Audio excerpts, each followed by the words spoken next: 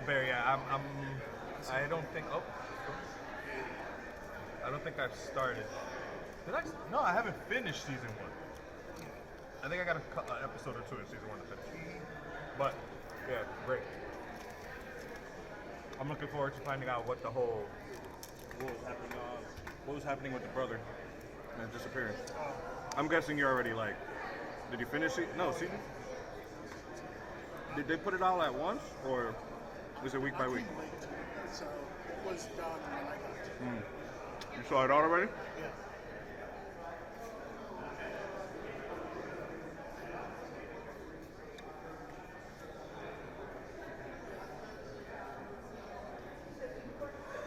Plus, sometimes I don't like doing that week to week. No, I hear you. I'll let like 2 or 3 episodes. Does every chair has its own microphone? Okay. Alright, I'm ready.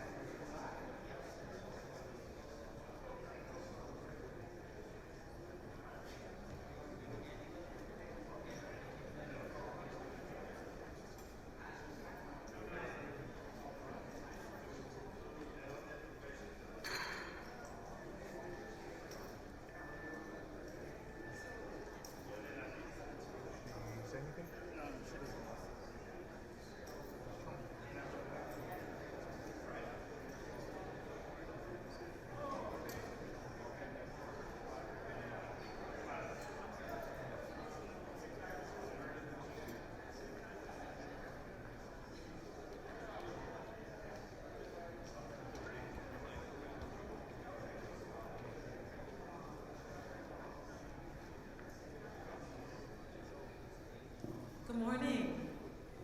Good morning, good morning. Welcome to the Riverside Church, the historic Riverside Church, here in the great city of New York. I am Reverend Adrienne Thorne. I am Riverside's 8th senior minister, and I am a proud New Yorker of over 36 years.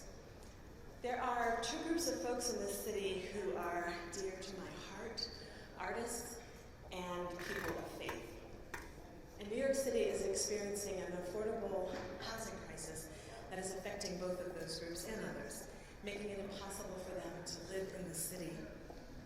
I dropped out of college in the 80s and moved to this city with a dance scholarship and a dream. And back in the 80s, my friends and I, we could work 1 or 2 days in a restaurant and make enough money to pay our rent. If you've been here a while, you might remember those days. These days, people can work all month in a restaurant and not make enough money to pay their rent. And that's not right. For a city that boasts Carnegie Hall, Broadway, and Radio City Music Hall, where I was a rockette, you cannot claim to love artists and make it difficult for them to live in this city. A colleague of mine, a minister of a church, is losing one of the matriarchs of his church. Why? Because her daughter, who's a nurse, can't afford to live in this city. This mother is moving down south to leave her apartment to her daughter. Healthcare workers carried our city through the COVID crisis, and it is a scandal that we are not making rents affordable for people like nurses, teachers, clergy people. This mother is a backbone of my colleague's church, and if we lose her, if we lose the backbones of our faith communities, it not only affects our communities, it affects our neighborhoods, and it will have devastating effects on our city as well. We all must do our part to produce affordable housing at scale, and that's why I work with an organization called Metro IAF. They do public land for public good for this city in crisis. We need a city and a state that is committed to using public land in support of everyday New Yorkers who are artists and nurses and clergy people and people of faith. We need 100% affordability, not 80% market rate, 20% affordable. We will never reach the scale that we need working like that. Now, people will tell you this cannot be done, but congregations working together through East Brooklyn congregations have done this over and over for 40 years. And Governor Hochul is proving that this is possible by working with member churches of Queens Power at the Creedmoor site to deliver 2,800 units to the good people of this city, but we need more. I think this is a matter of political will, not political wallet.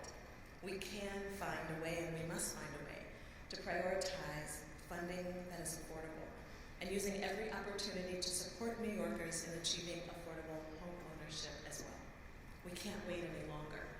The artists, the nurses, the members of faith communities need all of their leaders, the governor, the mayor, agency leads, and you. New Yorkers are counting on every single clergy person and faith leader to produce. They are counting on faith communities to use our land and committing that land to affordability. No one has all the answers yet, but we hope that through conversations like those at this summit this morning and beyond, that we will work together to not only imagine an affordable city, but build an affordable city that works for all New Yorkers. I stand here representing the Riverside Church in the city of New York, and we are committed to stepping up. What does it mean for you and your faith community to also be in this work, addressing this crisis for this moment and for the generations of artists and nurses and teachers, people of faith and others who will want to be a part of the greatest city in the world? We're so grateful that you've made time this morning to be here. And if you are serious about acting in a way that leads to results, impacting real people, building affordable housing, I hope that you'll come and see me, get a card, so that I can connect you with the work that Riverside is doing with public land for public good. Thank you again for being here, and welcome to Riverside Church.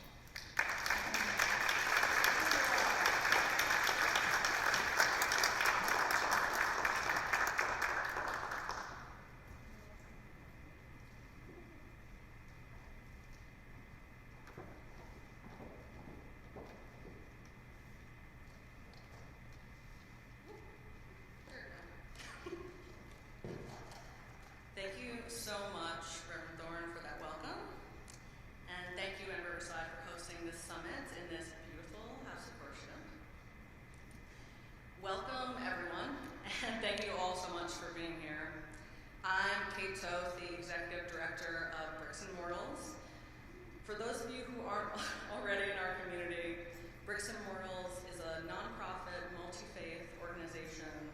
We work to empower faith-based organizations in New York to maximize their buildings and property to serve their communities. We're a grassroots membership organization with individuals and organizations from faith-based institutions and a real estate community. And of course, everyone here should join. In addition to working with Bricks and Mortals, for almost 2 years now, I've had the honor of chairing the Mayor's Working Group for Faith-Based Affordable Housing and Community Development, working with a group of really impressive faith leaders from all across the city. And thank you, of course, to all the working group members for all your engagement and commitments to this work and for being here today. The working group started meeting in June 2022, and by that fall, we had drafted an action plan with more than 40 specific suggestions for how to make developing affordable housing on faith properties easier. I actually don't think they were expecting that much, but then in December, we held our first faith-based affordable housing summit at Trinity Church Wall Street to kick off work on the action plan. And since then, we've been working really closely with city agencies and Office of the Attorney General to move forward the proposals in the working group's action plan. With folks committed to this goal, we've made a ton of progress, both what's included in the City of Yes and other changes. None of that would have been possible or successful without immense support from the mayor, from the city agencies, and their teams, many of whom are here today. So thank you all so much for your persistence and dedication to the faith community and also developing more affordable housing in New York. Today, you'll hear more about the City of Yes and how it will benefit faith-based organizations, and you'll also hear about the work we're doing at the state level with the Faith-Based Affordable Housing Act. But before then, I want to first off thank Pastor Monrose and his whole team for supporting the working group and me, and being such an advocate for the faith community. And I also want to thank some of our sponsors who helped us put on this event: Goldstein Hall, attorneys at law, in the back right there, I can see them, Harlem Congregations for Community Improvement, and Malcolm Hunter, who has been chairing the working group with me, All New York Title Agency, and Trinity Church Wall Street. If you guys haven't already, you should definitely take the time to meet the folks who are at the tables, both in here and outside, before the end of today. So the speakers and panels here today will all be discussing different parts of the same goal: making it easier for faith-based organizations to develop affordable housing. A process which is right now complicated and has some barriers, as many of you probably know. In the first panel, you'll hear about the City of Yes and specific faith organizations that will impact. In the second panel, we'll discuss affordable housing in the city, the roles faith organizations can play, and how they're being supported right now. And we'll end with a conversation on landmarks and faith properties. And we also have some incredible guests who will be kicking us off. Right now, though, I have the pleasure of welcoming Pastor Monrose. And thank you all so much again for being here with us today. And I know we all look forward to continuing this conversation and working with you to move this effort forward.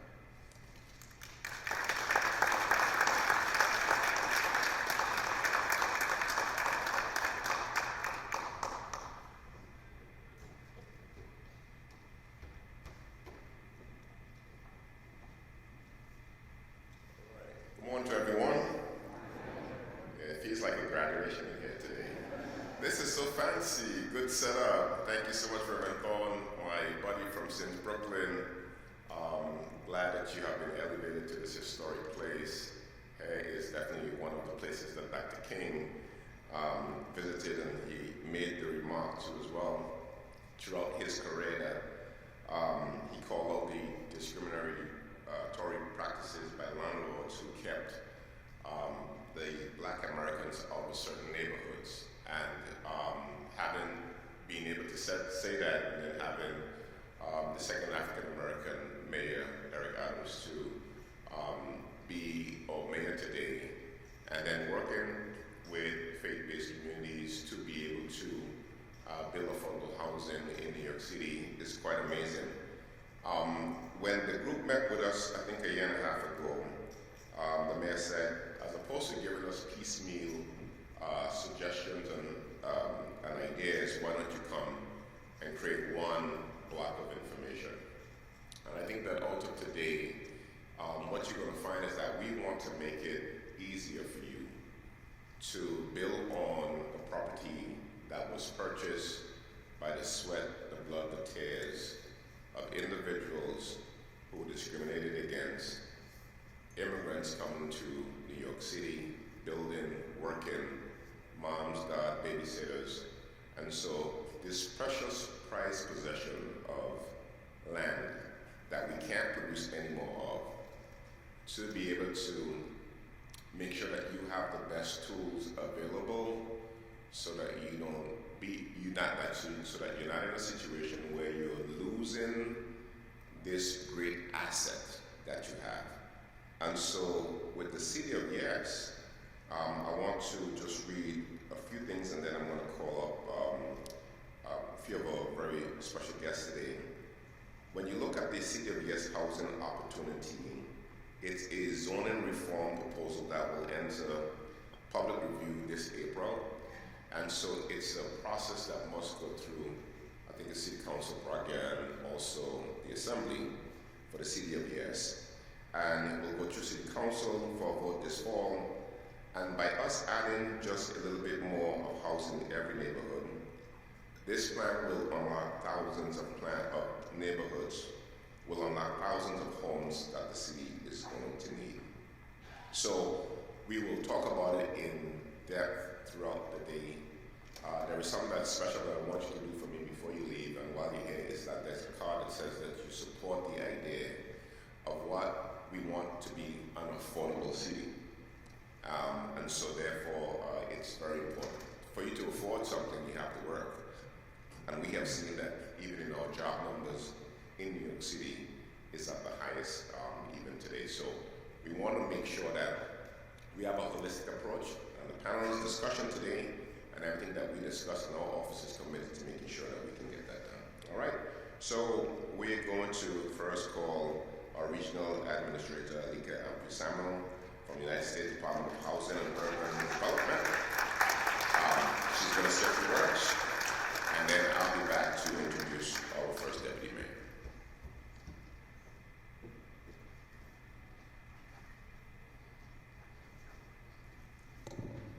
Good morning, everyone. This is exciting. I am delighted to join you today and to provide just a bit of insight and lend my voice to this community of faith-based professionals interested in increasing the housing supply in New York. I see so many faces in this room who have been serving New Yorkers in need for years, and at the same time, as a former church trustee, some people in the room know that I was co-chair of the trustee board at Riverside Baptist Church. I understand the challenges of keeping the church doors open, heating the church, cooling the church, shoveling sidewalks in the winter, and all the other associated costs to ensure success and what we're seeing today, survival. And it makes sense that this faith-based community summit is happening to also assist people needing a helping hand and an affordable home. You all see the faces every single day, and you understand that there are gaps that need to be filled to keep families in their neighborhoods. And you're here because you want to do everything that you can to stabilize and preserve your communities. But I also realize that many of you have been doing this work in some form for decades. And I also recognize that it was the church who historically worked with HUD to build senior housing through our legacy HUD 202 programs. So I want to thank you, Kate, from Bricks and Mortals, for putting this convening together and for giving me the opportunity to join you today.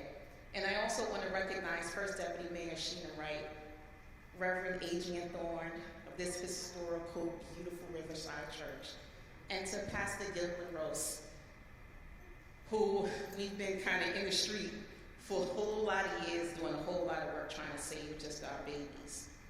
You're all outstanding community leaders who give your all to assist New Yorkers, and we have so much work to do. Last year, HUD Secretary Marsha Fudge hosted a roundtable here in New York City with over a dozen faith-based leaders and developers. We met at Bishop Nelson's Ebenezer Plaza and developed a lot of action items, along with Erica Keller with Bristol Builders. And it was an inspiring gathering of proven city professionals with Secretary Fudge and HUD experts who outlined HUD programs and funding. Secretary Fudge said clearly that the time to act is now. Not only because more housing is needed, but also because the resources provided by HUD and the Biden administration at this level, at this time, we may not see again. After the initial gathering, Secretary Fudge came back to New York City, and she was back in Brooklyn touring the Bishop Phileas and Helen Nicholas senior residence to discuss senior housing and supportive services. She then toured Nehemiah Gateway Project with Reverend Broadley and his team and the East Brooklyn congregations. And we were making our rounds to get a full understanding of what can we do at HUD to help more of these deals get to the finish line. Then we headed over to New Jersey. A few months ago, we joined Mayor Fulop and Catholic Charities at the St. Lucy's Complex, which is a brand new 60,000 square foot facility providing housing and supportive services to address the homeless population. And just this past Saturday, I was in New Jersey, and I participated in the New Jersey Office of Faith-Based Initiatives Housing Symposium with faith-based leaders looking to build on their land, same conversations across the Hudson. So that's all to say that we hear you and we get it. All this activity and increased awareness of faith-based housing development prompted us at HUD to produce a valuable toolkit for faith-based developers in collaboration with LIST. HUD has a number of guidebooks, brochures, and toolkits related to how to develop affordable housing leveraging federal resources. Now with a direct, intentional focus, we're producing a toolkit for the faith-based community along with Black and brown developers. Secretary Fudge directed us to make it happen for you. Secretary Fudge said the need for faith leaders and their partners to have targeted resources that can build their capacity to support HUD's affordable housing production and preservation goals just makes sense. So the toolkit will serve as a blueprint and pull together existing resources, identify funding opportunities, and steps involved to apply successfully, as well as elevate case studies and best practices throughout the nation. So we're excited, I'm excited about it, and you'll be seeing this in the days to come. There'll be an announcement, but this is something that we feel is very important. And so I just wanted to kind of outline quickly our why. So you all know there's an affordable housing crisis across the nation, and we're laser focused on increasing the housing supply. But since President Biden re-established the White House Office of Faith-Based and Neighborhood Partnerships, the White House has issued and HUD has already implemented a series of executive orders to combat systemic racism, serve vulnerable communities, advance humanitarian work, and ensure that faith-based organizations can continue their religious component while receiving HUD dollars, while receiving federal dollars. And that is huge. And Secretary Fudge has also worked hard on providing resources to make life easier for developers, providing technical assistance, and leveling the playing field. And so there are just two quick actions that we've put together.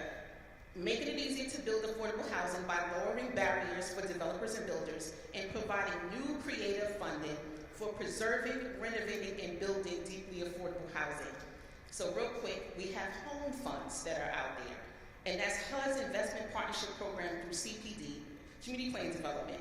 But home funds is the primary federal tool of states and local governments used to produce affordable housing.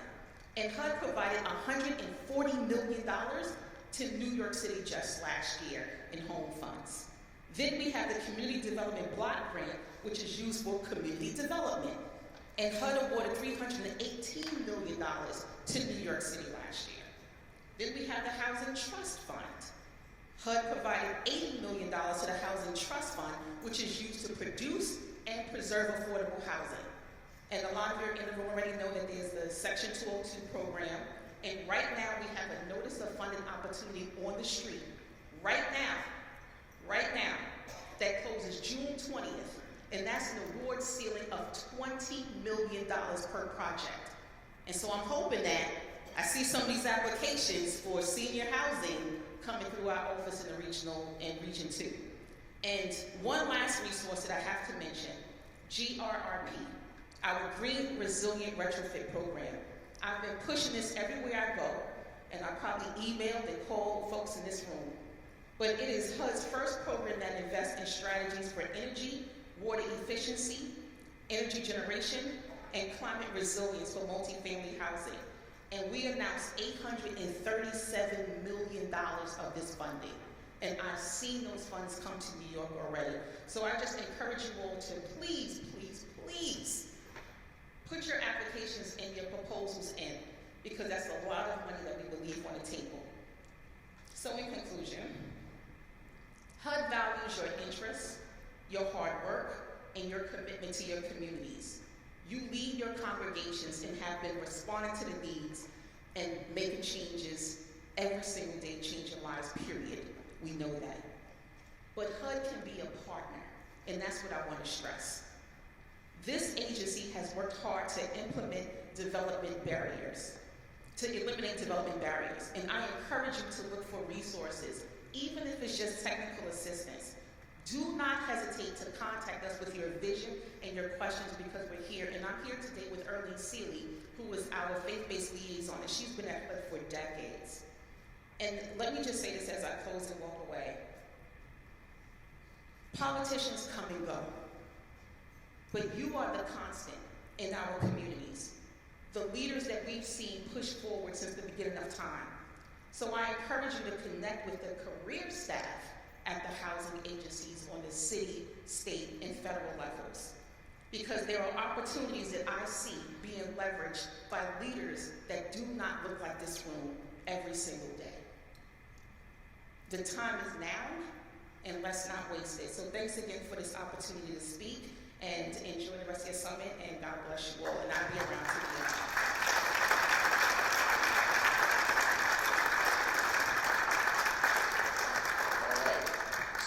Beautiful thing about these rooms is that there's resource galore, and please do tap into the resources. This is about opportunity in this moment, and really great resources. Ladies and gentlemen, really pleased and pleasure to, and it's a privilege to have our first deputy mayor, Sheena Wright, who will come and have some words for us today.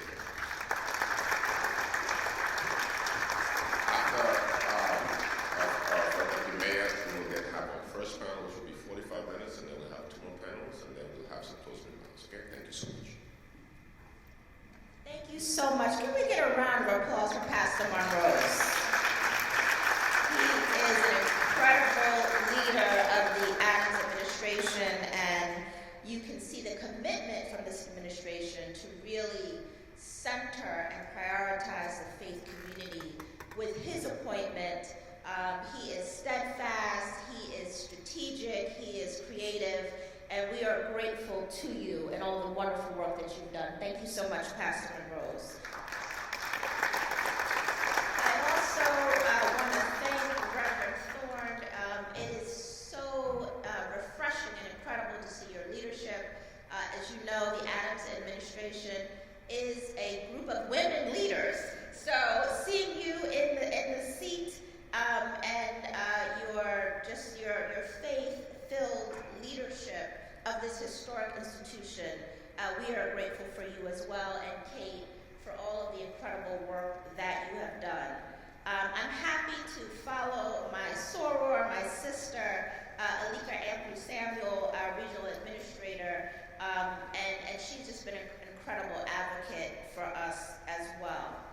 I really want to just say a few things and really, again, to stress that for our mayor, Mayor Adams, this community is an absolute priority, and housing and affordable housing is an absolute priority.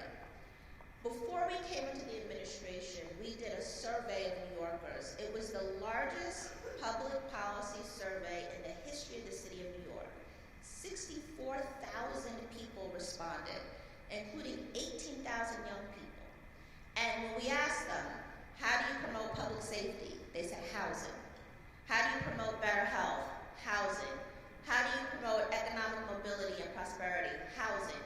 It was the number one thing, and we know is the biggest challenge, as Reverend Thorne talked about, in terms of our well-being as a city.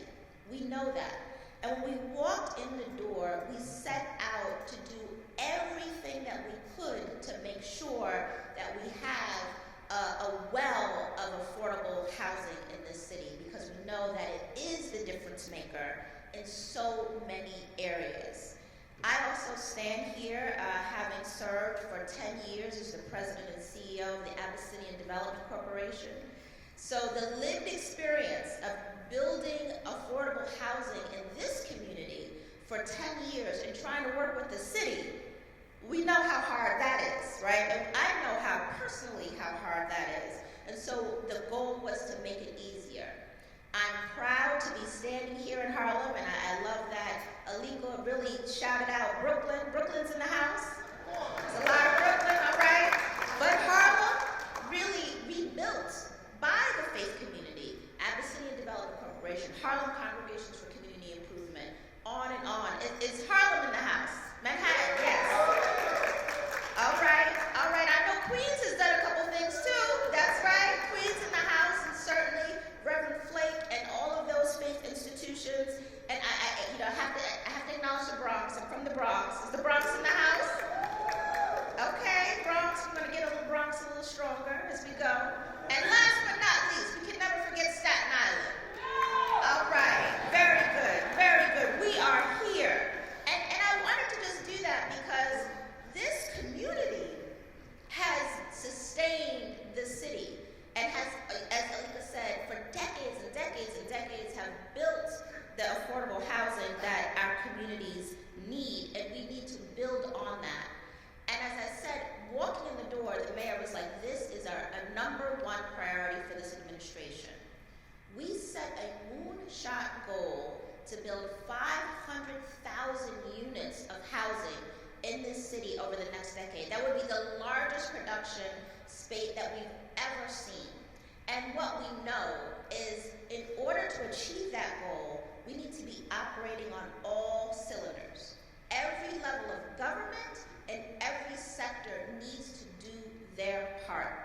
So I want to just list out a few things that we have done as a city. We have revved up our Housing Preservation Development Agency and our Housing Development Corporation, which finances affordable housing. Last calendar year, we produced more units of affordable housing than in any year in the history of the city of New York. We produced more units of supportive housing. We gave out more vouchers for the City for HEPS program for affordable housing ever in the history of the city of New York. And even with all of that, which is substantial and significant and will continue to set and break records, we know that there is more that is needed. At the federal level, in addition to really taking advantage of all the opportunities that Alika mentioned, there is a critical piece of legislation. It has bipartisan support, and it would really make the low-income housing tax credit able to create more units of affordable housing. It is right at the edge of approval. We need advocacy. We need loud voices. If that gets passed, and it really has the chance of getting passed just in the next couple of months, we can create an additional 4,000 units of affordable housing right here in New York City. Yes, these are credits that you can take advantage of to get your deals done. We need to make that happen, and we need a sustained advocacy effort to do that. At the state level, this is the moment, right? This is game time. We're in the red zone. The football season. No, football season is over. But we're in the red zone. If we do not leave Albany on April 1st of this session with meaningful housing legislation, we will have missed an incredible opportunity. So I'm sure you all are advocating, but we really need to get the things passed. We need some changes to our FAR cap so that you can build more. There are changes around tax incentives. There's a whole suite of things that will help the city significantly. So we need people to engage their lawmakers and the Assembly and the Senate to make sure in the next 2.5 weeks, or maybe it's 3 weeks, that we get meaningful housing legislation passed at the state level. And last but not least, the City of Yes, which you'll hear more about. It's amazing when we think about the fact that our zoning regulations that we still love under today were built in the 60s. And they were exclusionary, they were racist, quite frankly. They were making sure that their housing was not developed in particular neighborhoods and communities. And this is a generational opportunity to change that. I am so proud that as part of our City of Yes zoning changes, we are specifically leaning into faith institutions and all the things that we need to do to make it easier for you all to do what you do well. I mean, that is in itself incredible. I don't know that there's any other kind of zoning changes that has really ever happened at the scale that we're doing that centers this community. So your voices are needed to get this passed in the fall. The City of Yes, if passed, has the opportunity and ability to create 100,000 new units of housing in the city. Yes, that is what is at stake. And it won't be easy, but we've got to get it done. We've got to get it done. And I will end with this. I have a scripture passage on the wall of my office in City Hall, and I had it with me for many, many years.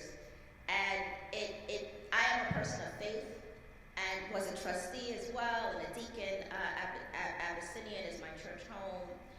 And when we think about what we are called to do, and I think everyone in this room feels a calling to be of service. Reverend Thorne your remarks really evoke what that in all of us. But this scripture is from Isaiah, chapter 58, verse 12. Your people will rebuild the ancient ruins and will raise up the age-old foundation. You will be called repairer of broken walls, restorer of streets and dwellings. That is a call that I know many of us in this room hear and feel, a call to be the repairer of our communities, to rebuild our communities, to raise up the foundations. And as we leave here today, and the mayor always talks about, it's wonderful to have great ideas, but if you don't put them into action, then it is for naught, right? Faith without works is dead. So as we listen to the panels, as we lean in, as we figure out and get inspired, when we walk out of here, what's the game plan? Making sure that each one of us has our assignment, and that we are executing that assignment, and that we're executing it together in community. So thank you so much for your incredible work, and I'm very, very much looking forward to what comes out of this session today. Thank you.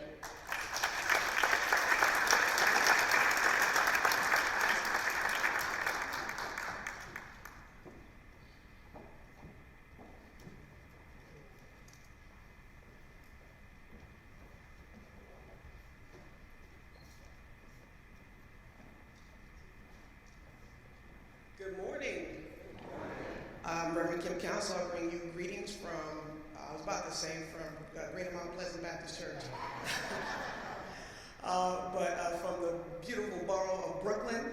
I'm so glad to be here today with all of you. I bring you greetings on behalf of our borough president, the Honorable Antonio Reynoso. I came in as the deputy mayor was talking about her sorority sister. And Dr. Thorne, I want you to know that you're not alone. I'm sending you a pink and green hug. I was so glad to be here, and it's so important, the topic that we are going to be discussing, that they're going to be discussing earlier today. And just to kind of give you a little bit of a background on where I come from, before I was the deputy borough president, I served as the president of East Brooklyn Housing Corporation, where we built hundreds of affordable housing units all over East New York. My church actually developed a deal not too long ago where we sold our parking lot and built 107 units of affordable housing. We built senior housing all throughout Brooklyn. So we understand the importance of having the faith community at the table as we have this discussion, because we have so many of us properties that could solve some of the problems that our city is facing. And standing on the shoulders of Pastor Monroe's and Mayor Eric Adams, who were very, very serious and intentional about bringing faith leaders to the table to make sure that they had the tools that they needed in order to not be taken advantage of. So I'm happy to be here today and looking forward to what we're going to do in the future. Many of you may know that the borough president recently sent out a clarion call inviting all 160 elected officials within the city to have a conversation about building more housing, specifically affordable housing. And so we have been working very, very, very diligently and intentionally to try to bring people to the table. And so in April in Brooklyn, we plan on bringing faith leaders to the table with a couple of city agencies to begin to have a conversation, and also bringing organizations like Bricks and Mortals and others who will give you the pre-development money that you need in order to do what needs to be done. Because we have the heart and the passion, but oftentimes we don't have the resources. We might have the people and the space, but we might not have the know-how. So thankful that organizations can come together to make sure that the playing field has been leveled. I'm so glad to be here today, and I subscribe to the ninth beatitude, which is blessed are the brief, for they shall be invited back. God bless you.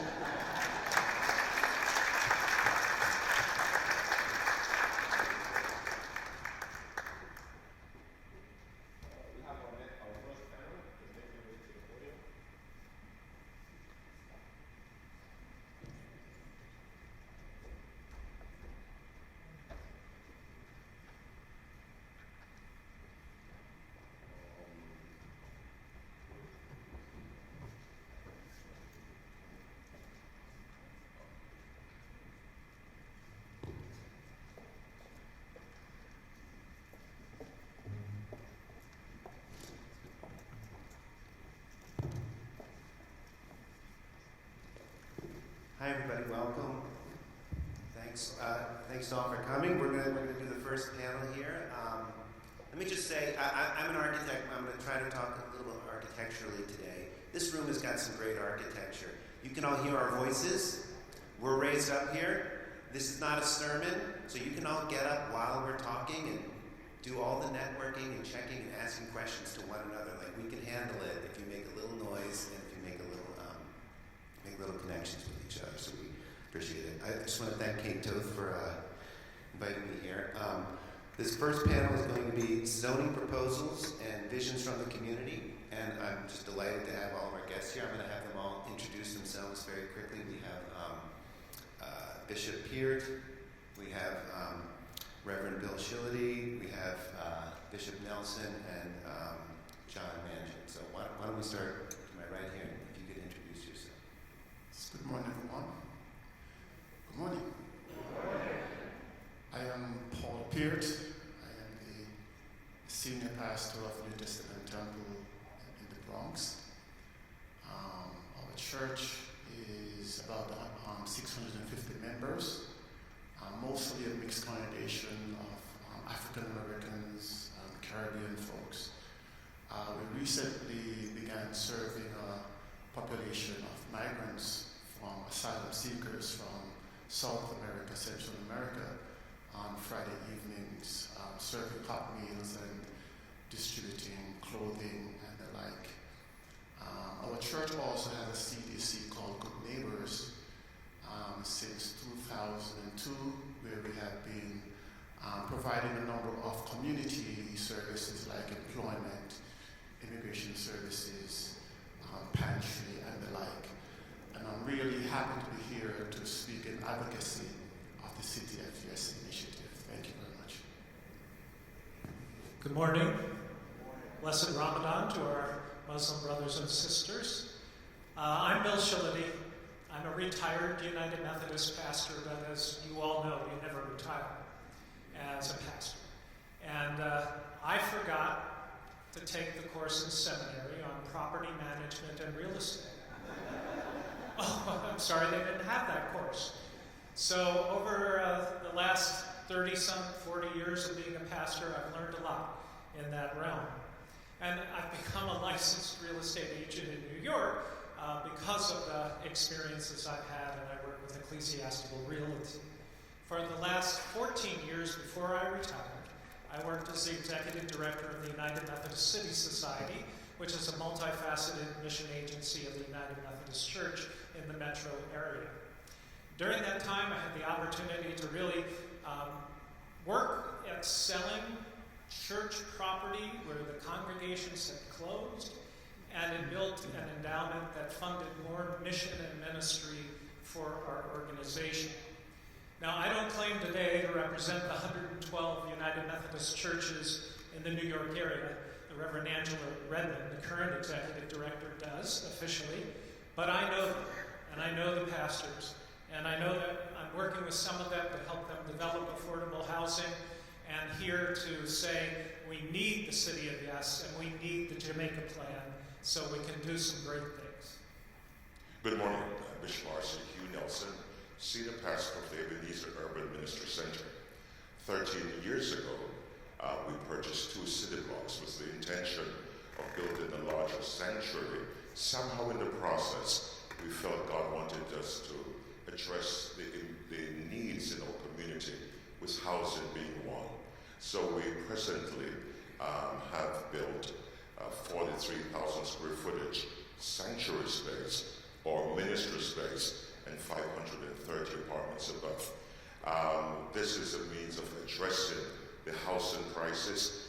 We're presently running a migrant shelter in our old church location, and we also have another building that we're looking at with the intent of building housing for seniors. Somehow, the goal, I believe, is that churches miss the opportunity when we focus only on the life after death. I think what happens after death is a part of our responsibility, but how do we address the issues today? And so I think that this is the space that God has called us to serve, and I'm grateful for the invitation to share with you today. Hello everybody, I'm John Mangin from the Department of City Planning, head of housing there, and spending almost every waking moment working on our housing opportunity initiatives that you've heard about and will hear about, but also as the point person for city planning on the mayor's faith-based initiative. It's just a moment of immense opportunity for the folks in this room right now, and I would encourage you all to get in touch with me directly if you're interested in talking about what you can do with your properties. The intent here is to make sure that congregations that want to do, build housing like Bishop Nelson's congregation or Bishop Peart is in the middle of, don't face the types of obstacles that they have faced when trying to do the right thing for the congregation and the right thing for the city. I'm a member of St. Mary's on Grand and Lower East Side. Over the last 50 years or so, I think we've built upwards of 1,000 units, or are building upwards of 1,000 units of affordable housing on our campus, and I see the synergy there, the way that the church thrives because of that, and the way that it serves the broader city. And so just trying to amplify that and do as much of that across the city as we can is really important to me personally and to this administration as a whole. Thank you. And I'm Toby Snyder. I'm an architect and design director at Epics Collaborative Architects in Brooklyn. The studio I direct is engaged in all housing, all forms of housing, from supportive all the way through affordable, mixed income, luxury housing, and our hybrid building studio. Hybrid buildings meaning a building that has an institution, a church, a synagogue as part of it, and then housing as part of it. Worked on a number of projects through zoning proposals with many folks here in the room, like the St. Francis Xavier campus expansion at 35 West 15th Street, the International Baptist Church in Brooklyn at the with one of our attorneys, Ellen Lehman, from Free Frank, that is here with us, representing the West Park Presbyterian Church as they're dealing with the landmarks, and also on the La Hermosa Christian Church with our pastor, Daniel Feliciano, who's also so glad to have in the audience today. So why don't we, you've all mentioned a little bit of this, but why don't we just take it a little bit deeper. What's been, I want to ask each of you, what's been your most revealing experience with affordable housing in New York? Can I start with you, Bishop Peer? Yes, thank you. The most revealing experience that I've had is that whether you're trying to build one affordable unit or 100, there are almost insurmountable odds. My mother, who is now 95 years old, migrated from Jamaica in 1972. And by 1978, she was able, on a domestic worker salary, to purchase a home with a mortgage in the Bronx for $34,000. Last year, with the house being paid off, I was attempting to get a home equity line of credit to renovate the house and make one affordable unit available to the community. Applied for that loan to my bank, and the house was appraised for $450,000. Was trying to get $50,000 to renovate. And with the highest possible credit score that I have, 850, I was declined. And my salary is decent enough to afford to pay the mortgage. And so we had to come out of pocket. We finished renovating one of those units, and there's one unfinished. That's one unit that could have been made available to New Yorkers, but there are roadblocks in the system. Go ahead, Bill. We're just going to okay. So here's the most important thing. You have to have the patience of Job when you're doing affordable housing. It takes a long time. In my previous life as the executive director of the City Society, we worked with Bronx Pro, a group developer in the Bronx, and the Fortune Society, and we built 154 units of affordable senior housing on the former site of the Trinity Morrisania United Methodist Church. The congregation had closed. I think the average age of the 12 who voted to close was 90. And in reality, the church was sinking into the ground and its steeple was about to collapse. So unfortunately, we had to raise the church. But of those 154 units of low-income senior housing, 57 of them are for transitional homeless, formerly incarcerated seniors. And that's why the Fortune Society provides on-site services. That's supportive housing. And you know what we did? To make sure people realized what existed on the property before, we took elements of the church and put it into the building. So the stained glass is above the mailboxes. There's pews in the lobby. There's a big sign that reminds everybody that this is the Trinity Reverend William James Senior Housing Building, because he was the premier pastor of that church in the last 100 years. Some of you may remember Reverend James. He was an institution in Harlem and in the United Methodist Church. In our process, what I found is that if you don't have the adequate support, here we were a congregation for over 40 years, over $50 million, and still the roadblocks, the hurdles.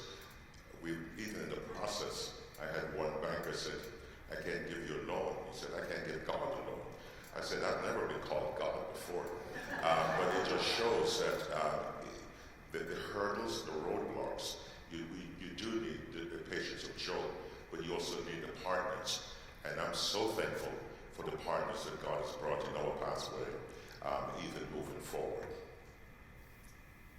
Let's see, the most revealing thing on affordable housing that I've learned recently, a couple Tuesdays ago, I went and visited a church in Jamaica, and I talked to the pastor there, and he was talking about how the congregation has declined in numbers in recent years. And I said, oh, COVID, yeah, people didn't come back. He said, no. He said, no, it's housing affordability. It's the older congregants, they pass on. Their kids can't afford to stay in the neighborhood. It's a low-density part of Queens, and they move, down south, or they move to the suburbs, or wherever it is that they can afford housing.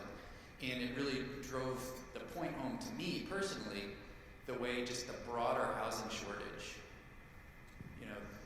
which drives those housing costs higher and higher, affects congregations around the city as well. It just forces congregants to other parts of the state, to the country, in a way that makes it really hard for churches to survive. So, even beyond churches that want to develop housing in the neighborhood themselves, it's important to participate in, I think, our broader efforts to try to preserve New York City neighborhoods for the people who live there. And that's something that's important to all of us, but especially for some of these congregations that are changing over time. Thank you. So we're supposed to be talking about views from the community here. And let's just unpack the word community. You all, at least to the bishops and Reverend Shillity here, you all lead and respond to many different types of communities. Congregation as a community, the neighborhood, the larger faith group as a community districts, the community of the whole city at large, and even humanity as a community. As Deputy Mayor Sheena Wright was saying, there's the community at large at the city level is very much in support of affordable housing at that broader sense. Although maybe some of you have heard the word community weaponized only to legitimize one group's views and priorities over another's in the light of some zoning proposals. Some practices in our city politics, such as member deference, may have habitualized privileging the loudest local voices from a home district over the voices of a broader public, a broader community, and leave no voice for the homeless. If you don't have a home, you don't have a home district, you don't have a home. I just want to ask the three of you, how do you balance the community tensions in your affordable housing work? Can I start with Bishop Nelson? Well, one of my philosophy as a pastor, two things. Number one, the church is the only community which exists for outsiders. So it's not a country club. It's not that you meet a certain criteria and then you now have a special pew. The church, we have a mission. So as a missional organization, we exist for the outsiders. So in the process of even development, we had to prepare our congregation over several years to create room in our hearts. So before we create room in the house, we have to create room in our hearts. We have to see the outsider as a part of our community. And this has been refreshing as we have seen our members transition from this idea, it's my church, it's my pew, to it's the community. And that community now expands beyond our denomination, our race, the whole idea of even the history, a sense of God's community. And so if God brings you to be a part of our lives, we embrace you. It's funny. Yeah. Go ahead. That was a great statement.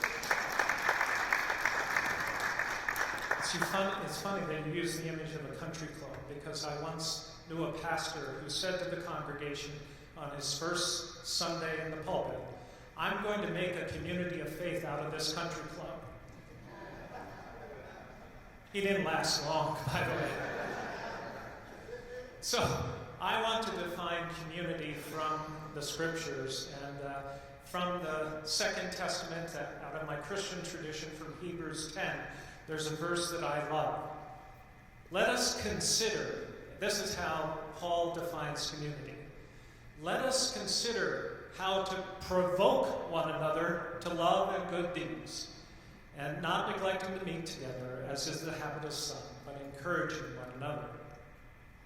I hope this definition can be accepted by all of the faith traditions represented here today. We have to provoke one another to love out in the community and to bring affordable housing to the community. Congregations can't exist on the Sabbath only. They need to be healing and welcoming stations 24 hours a day and 7 days a week.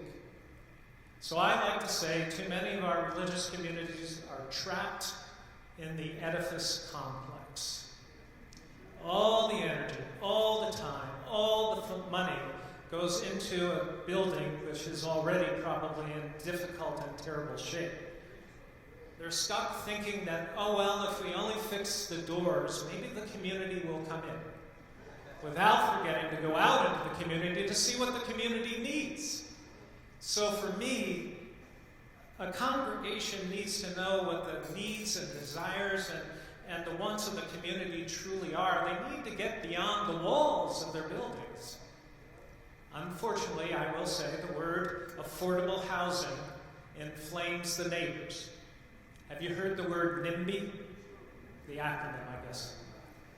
Well, it's become a pejorative word, and I think, again, religious communities need to educate their neighbors and redefine the neighbor's perception by hosting community forums, dinners for the community, meeting with the city council person, planning mission and ministry to their neighbors.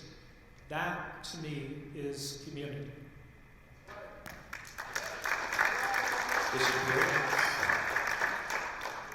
Speaking of community, it is arguable that the church was the first ever community center.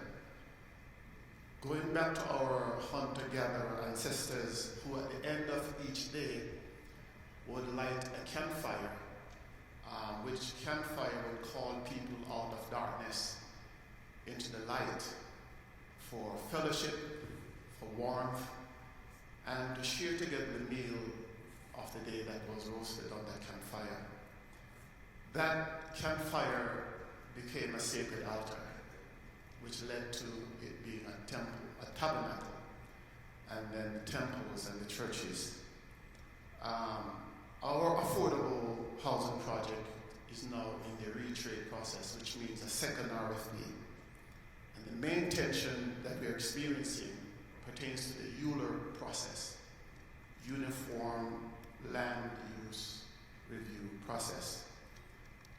The up to 2 years or more that it takes to obtain a variance, which our project needs, and the potential $1 million it would take to pay for that is cost prohibitive for both the church and most developers. In fact, one of the developers that would otherwise be interested in our project is hesitant and did not even respond to the RFP simply because of the difficulty of obtaining a variance, a zoning variance, and the risk of financial loss.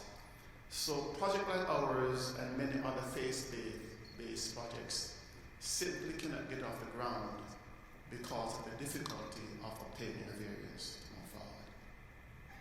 Toby, can I just... Yes, this is your setup.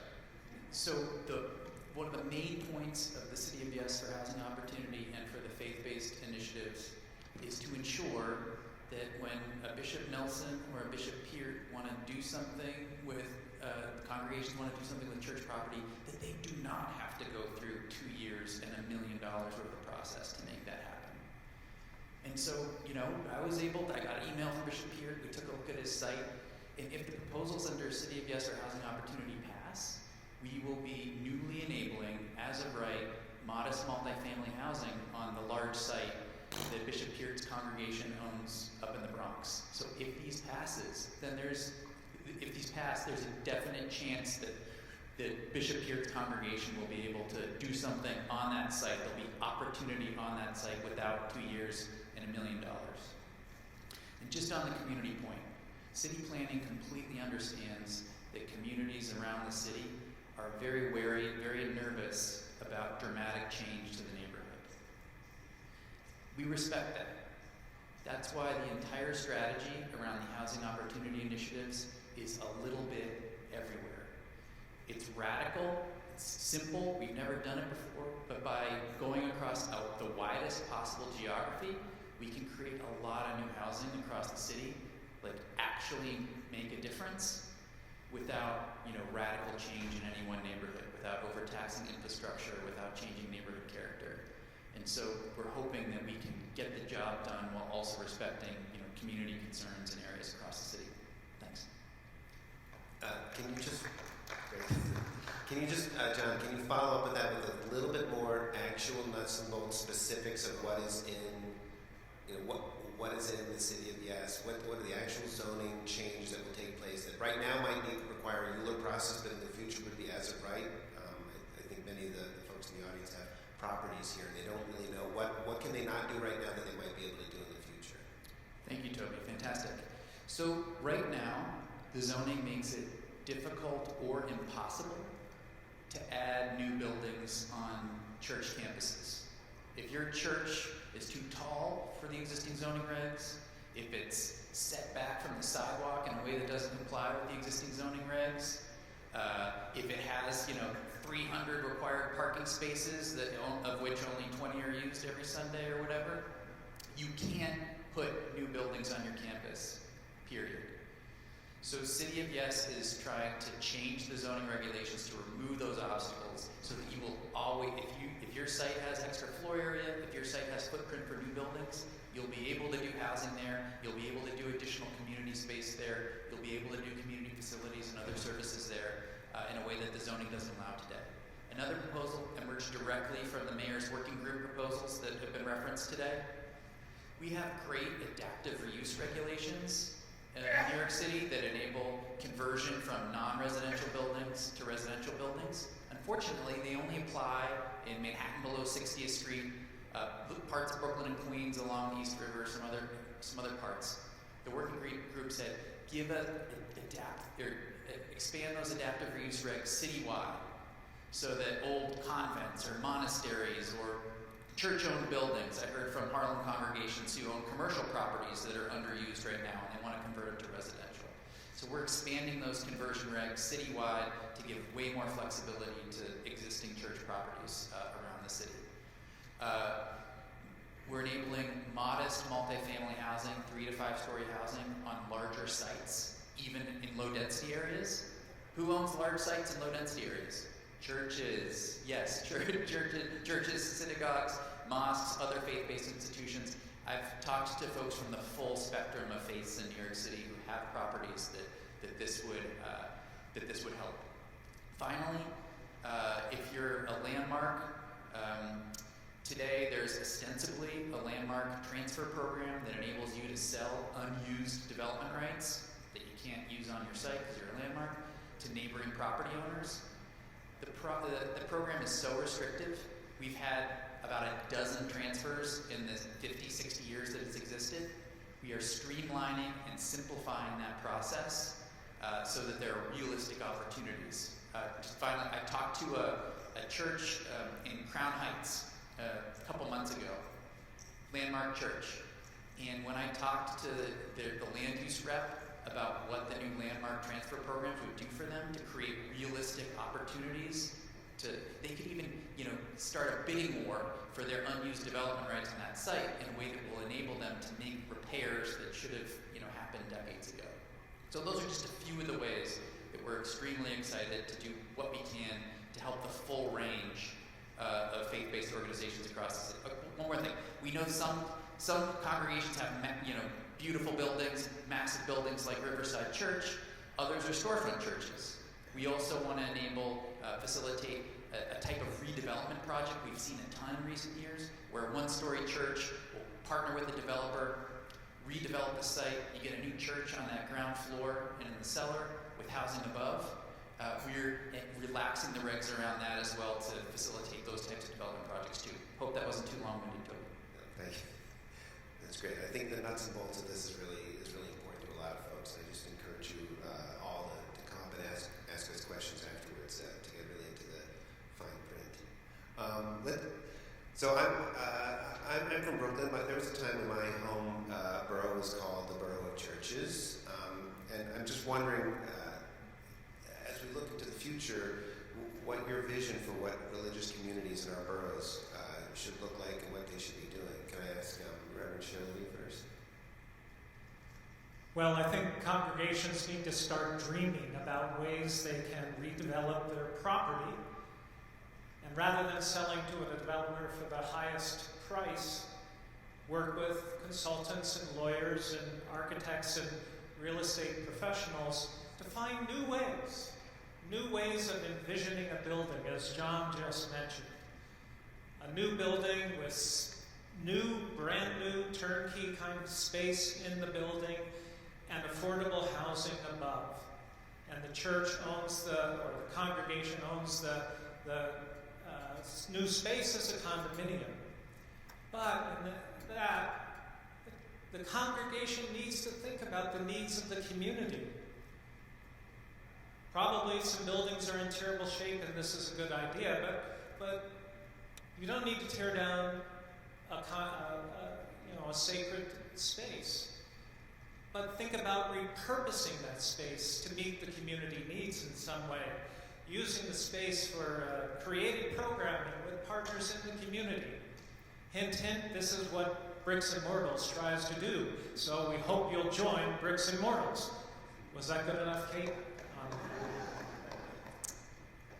So I'm working with a church in Hollis, Queens, and John knows the site. The church can only use 20% of their buildings because the rest has mold and mildew and is collapsing and falling down on itself. They're excited about the opportunity to do affordable housing. They've been dreaming of this for many years. But with DCP, we've been told, wait, think about this. So we're definitely going to be advocating for the City of Yes because our opportunity is to take that site and build probably twice as many affordable housing units as we could now under the zoning. The zoning, by the way, was designed in 1961. It hasn't changed. The city has changed. And it's time with the City of Yes and the Jamaica plan to update those things and begin to think about ways we can dream of having new ministry in new space. Bishop Peter, what's your vision? My vision for what churches would look like in the borough of the Bronx is back to the future scenario, how it originated in the book of Acts. The church in the book of Acts did not represent only a spiritual or religious movement. The church in the book of Acts was a holistic church movement. History tells us that the church became a social safety net, providing monetary, food, clothing, housing, healing. The gospel was preached both in words as well as in deeds to the poor. In fact, most of the institutions present in today's society were started in and by the church. Charities, schools, colleges, universities, hospitals, banks, life insurance companies, courts, governments, building societies. Yes, churches started many building societies to build affordable housing for the working poor. We're talking about what I think of as a new holistic Pentecostal revival in which churches return to ministering to the whole person, physically, mentally, emotionally, spiritually, as well as financially. For example, The vision for our project in the Bronx includes the building of up to 95 senior units and up to 45 family units. We are talking about affordable housing for widows and orphans. Widows and orphans, which of whom the church is mandated to look after. Our vision foresees the provision of a workforce development for single mothers who, when they go off to work, can depend upon the seniors to provide that caring, loving community so that their children can thrive. This is part of my vision for what the Bronx will look like in the future with the help of churches. Thank you. I know we're talking about affordable housing here, but I think it's important that we talk about it in the context of affordability and what the market has out there. So I want to ask to John Manchin and Bishop Nelson. So religious communities are looking to reimagine their properties. They're balancing funding needs and sources for worship and service spaces, affordable housing needs, endowments that might be needed to maintain congregational staff and clergy, and many other mission needs. So how should we, or how have you wrestled with the balance of market versus subsidized housing costs and benefits? Actually, piggybacking even on your earlier question, I see the very issues we face will force the church to revisit how we perceive church. So much more different from finding a place to worship. We have to look at space which is multi-purpose. And so that means not just a gathering place. As a matter of fact, my conflict over 37 years of pastoring is paying mortgage on a building we only use 3 or 4 times a week. I mean, for me, that's not good stewardship. So I think this will actually force church planters or denominations that are thinking of planting a ministry in the urban space to look at a space which is multi-purpose, a space which, as Bishop Beard cites, will meet not only the spiritual need. This changes the landscape. We can no longer afford to have buildings that we only use certain days of the week. So this is a good time, and I'm grateful to the mayor, who, as a matter of fact, when he was the borough president, was very supportive of our project. So this is a good space. I'm grateful for the opportunity of HUD, bricks and mortars, the organizations, and I think churches, mosques, different ministry, religious groups should explore these options and take advantage of this opportunity right now.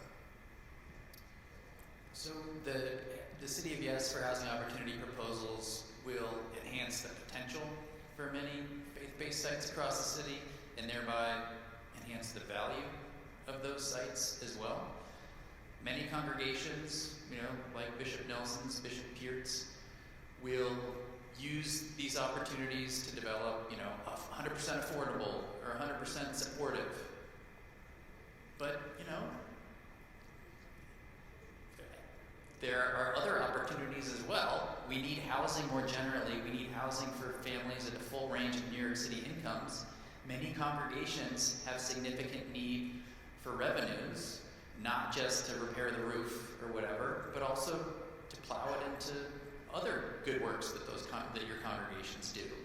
So from the perspective of me at the city, I'm fully supportive of the full range of choices that congregations might make about what to do with that opportunity. And I hope that congregations feel no absolute obligation to use that potential, to use that opportunity strictly for affordable housing if, other options make sense for your congregations. Thank you. So I know we're running out of time here, so let's just have sort of a lightning round closer question. Talk about faith, hope, and love. So as we prepare for City of Yes and other measures such as a 421A replacement or other policy and political changes, I just want to ask each of you to tell us one thing that you just have faith is going to take place, one thing that you only hope is going to take place, maybe you don't have as much faith in it, but you're just really hoping, and just one thing that you really love about what's taking place now. Can I start with you, Bishop Shore? Well, speaking of faith, it is written that faith is the substance of things hoped for the evidence of things not seen. Faith requires both substance and evidence. And in my view, there is substantial evidence that New York City needs more affordable housing. And so I believe that the present crisis is of such momentum as will overcome the obstacles of not in my backyard and bring about an amendment of the zoning code that will make it possible for churches to build more affordable housing and more quickly. Maybe you should hold your applause since we're running over time. I have faith in God, but I have faith in all of you in the religious communities that are represented here, that you will focus on helping your neighbors, and then you'll have a better life, and they will have a better life, because your building becomes the center of that community in caring and compassion. Faith communities should help build vibrant, mixed-use neighborhoods. I have faith that all of you and your faith communities will find ways to meet the community needs and provoke one another to good deeds in love.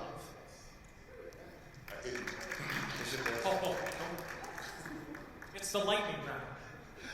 Now, one of the things I think we can all agree is that change doesn't come because of information. We can have information. Information doesn't change one. Your existential crisis forces you to change. And I think that the housing crisis has pushed us to such a place. We have no other option but to change. And so, as it was said earlier, most of the laws that are restricting us today were determined in years gone by when the situation was completely different. So I'm very hopeful because things can only rise higher.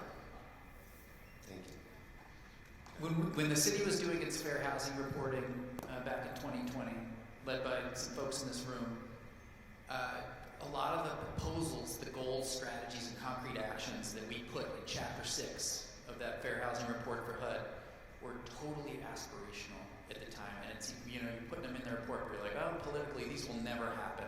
Looks good in the report, they'll never happen. And here, 3-4 years later, they're part of the housing opportunity proposals. And just to see the change just in 3 or 4 years, because of people in this room, or because the changing conversation, the change in people's hearts around this issue, like Bishop Nelson referred to, just gives me a lot of hope that we can actually do something meaningful this year. Thank you. And so thank you all. Just want to say in closing, I just want to encourage everyone here to reach out to us, to reach out to your friends and the other members of this community. And I just want to know we've got 2 more great panels, really a great follow-up to this one, affordable housing policy changes, what's next, starting right after this, and then faith, property, landmarks. Thanks so much for having us.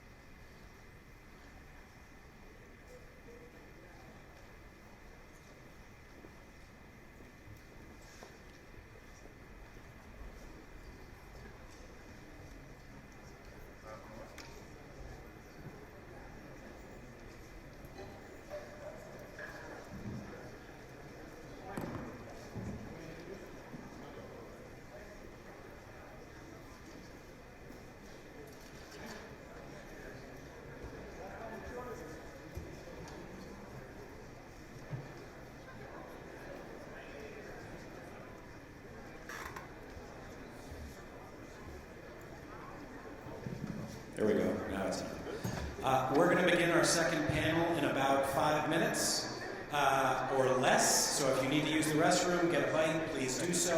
If the affordable housing panel, looking at you, Mother Jody and Joe, can approach the stage, I would appreciate it.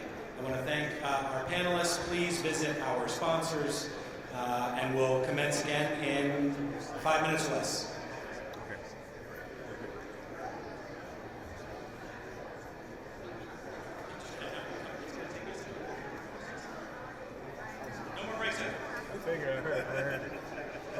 I'm told that 5 minutes is closer to 2. It's closer to 2.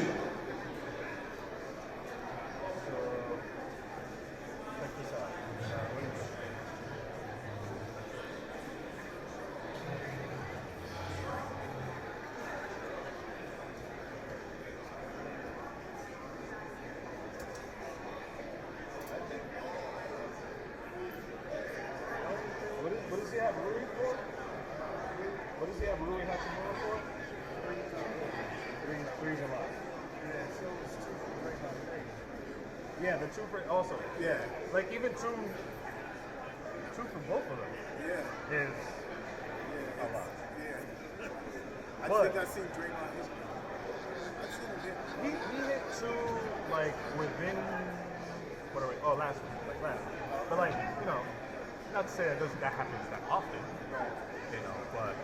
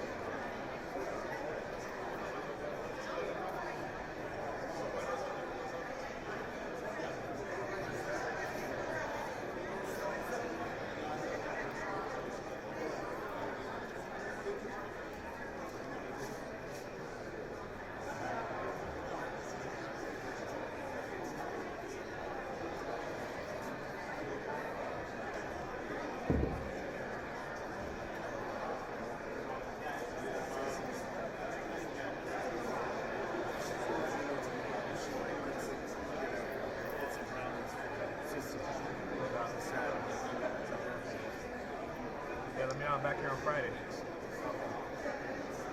Oh, and does Jay get more college points? I'm assuming no, because he would have let me know. What are you doing? How many people on the staff?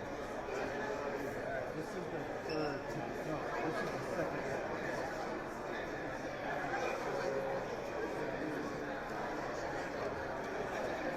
So like, I see 5.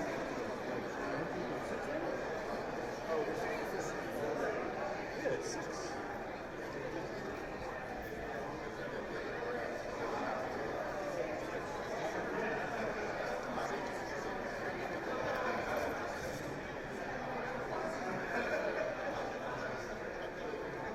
Not for nothing, even the Halliburton three, the 4 threes for Halliburton, that's a risk. He does it. He does it. But I mean, even 4. 3, I can see him doing 3. I don't know about the other. I don't know about Jalen Suggs, Jeremy Grant.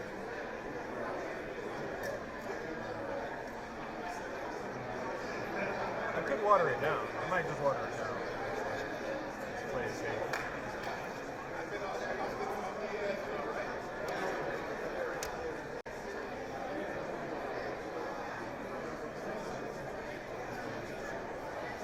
I mentioned to you and Joan.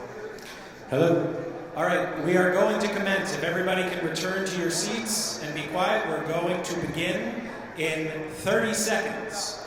Don't make me count it down. 30 seconds, we will commence. This is a fantastic panel that I am very proud to be a part of. I am probably the least interesting part.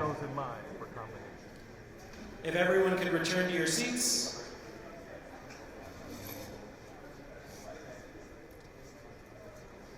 Give those in the outer room the opportunity to enter. You don't want to miss this.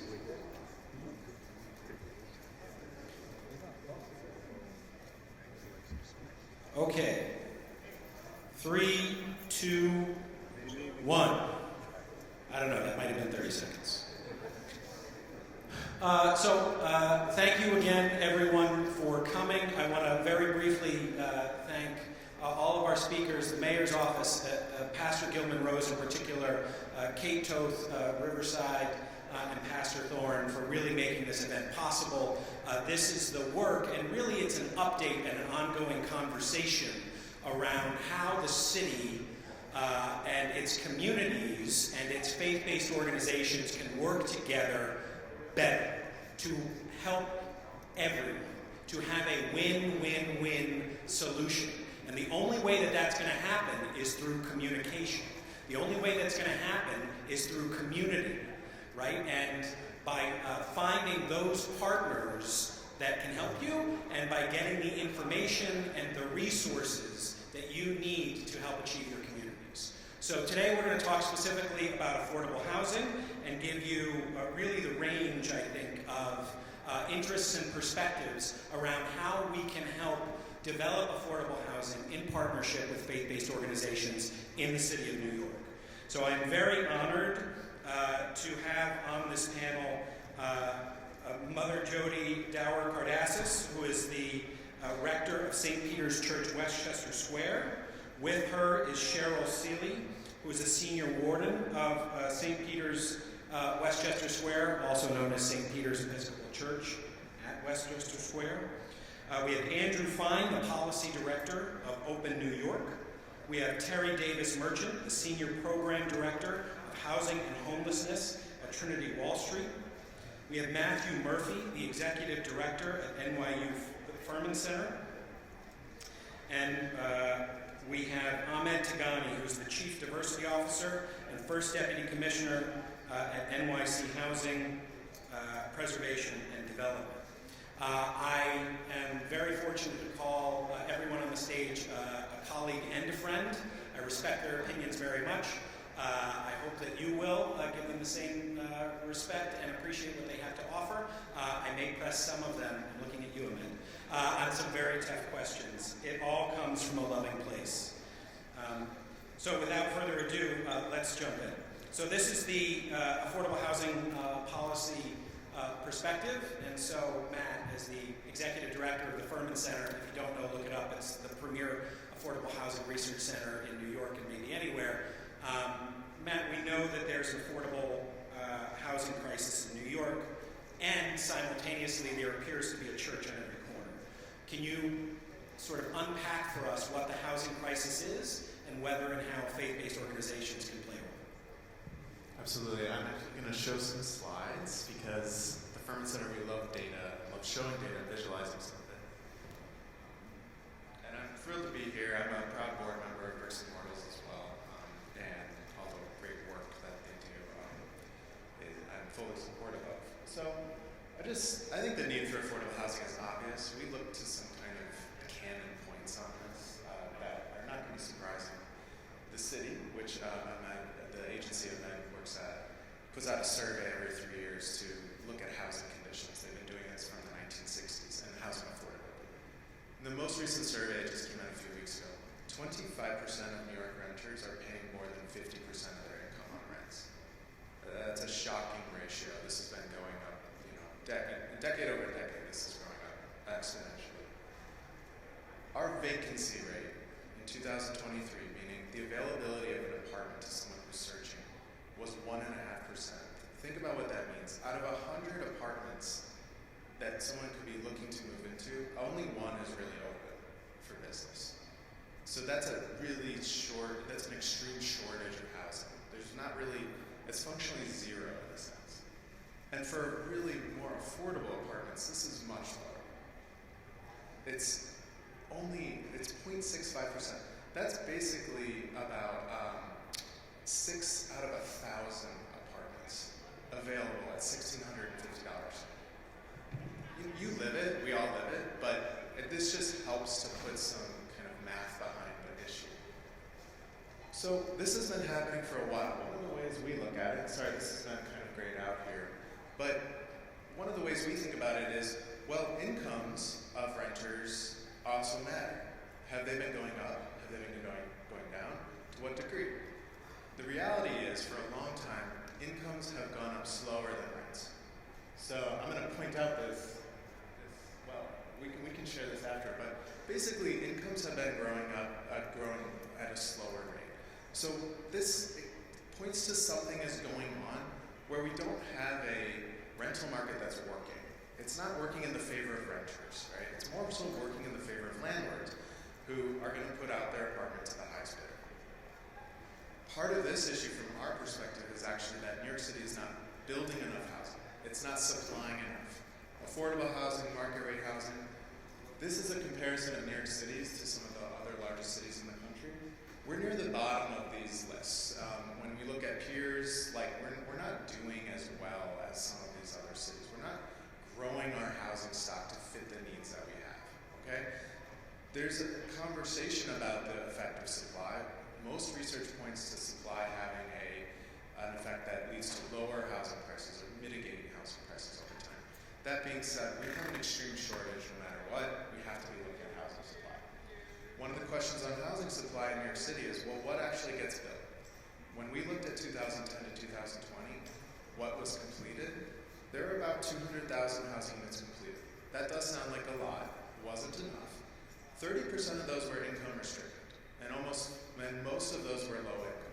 So when we think about new housing, and we look at it from the overall basis, we think about it as, okay, the combination of what developers build as market rate, as affordable housing, we're somewhere in the 28 to 30% range is actually affordable housing. And we spend a lot of money to do this. We work with city council members and HPD to subsidize it, get the right zoning.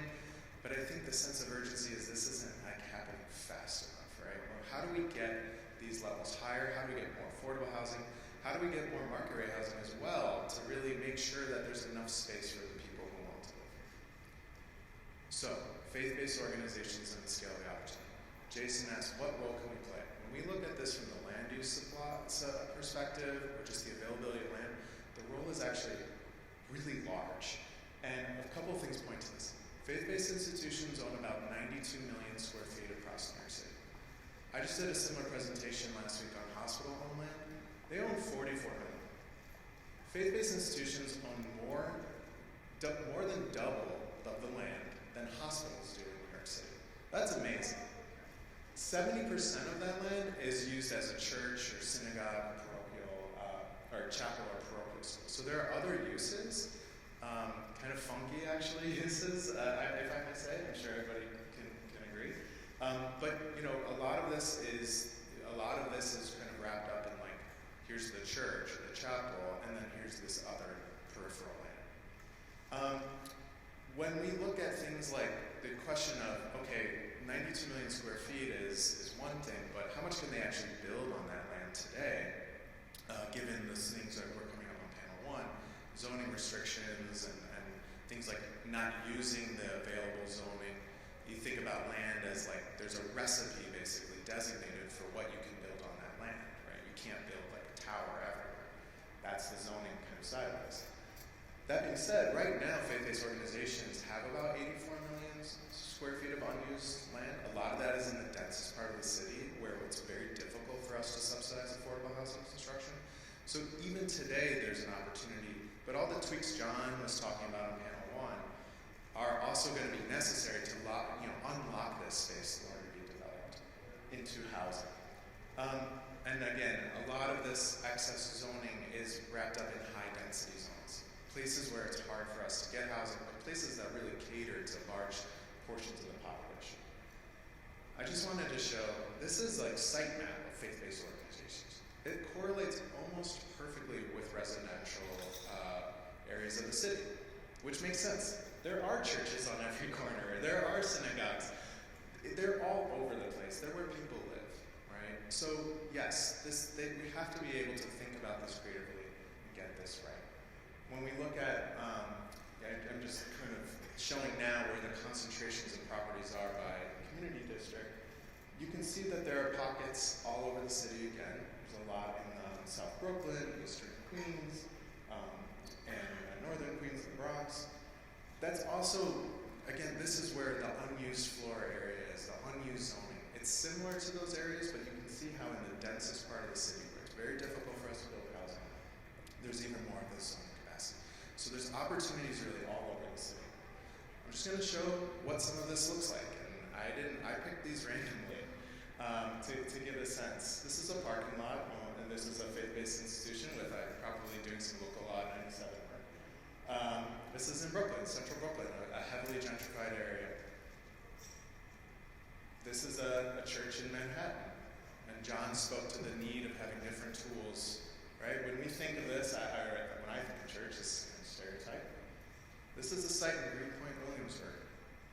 How do we creatively think about adding housing in all these nooks and crannies in the city, as well as these high-density portions? This is a Buddhist site in Manhattan, closed storefront. How do we think about this? How do we repurpose it? And this is a site in the Bronx, where a parking lot is attached to some sort of new housing development, which is attached to this faith-based institution. So I'm going to stop there and just say, if the question is there an opportunity on the table? The answer is an absolute yes.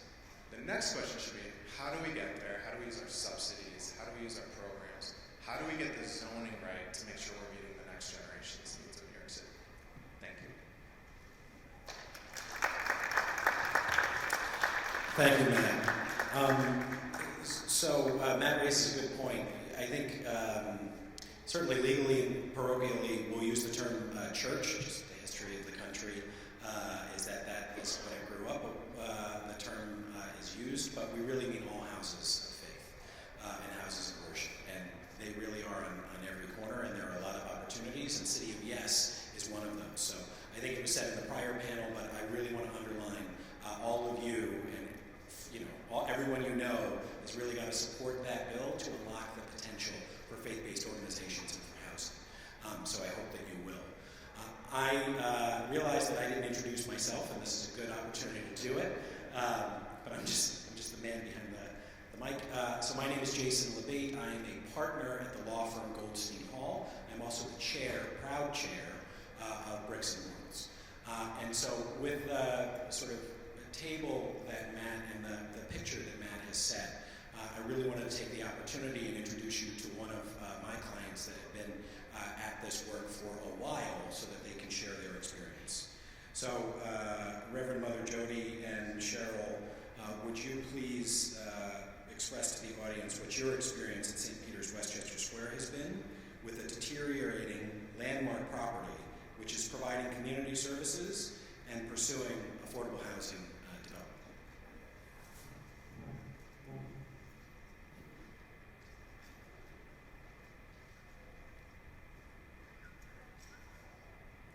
Thank you, Jason, and good morning, everyone. I'm a firm believer that the only thing we can offer each other is ourselves and our stories. And when we tell individual stories, it usually applies to a universal theme, and many of you can relate to this. So I'm going to tell a little bit about the story of St. Peter's. St. Peter's formed as a congregation in 1693. William and Mary were the King and Queen of England at the time, and Queen Anne came and gave land grants to various congregations. They gave Trinity Wall Street, the whole part of Lower Manhattan, from 14th to Battery Park, and from the Hudson to Broadway. She also gave us, St. Peter's, the whole Eastern Bronx. Now, I won't go through all of the years, but I got to St. Peter's in 2008, and at the time, we were down to, I don't know what happened to the land, the property, the money, doesn't matter, you have to deal with where you are. St. Peter's was down to, and it's not an insignificant amount of property in the Bronx, but a 6-acre graveyard and 2 buildings, the church and the chapel. And they were all landmarks. So we converted the chapel into a black box theater, which is now home to the Bronx Academy of Art and Dance, because we wanted to bring good art to the area, and they are an amazing organization that focuses on women, minorities, the LGBTQ plus community, and they've been great tenants. So when I got there, we were $89,000 in debt, and we had all of these big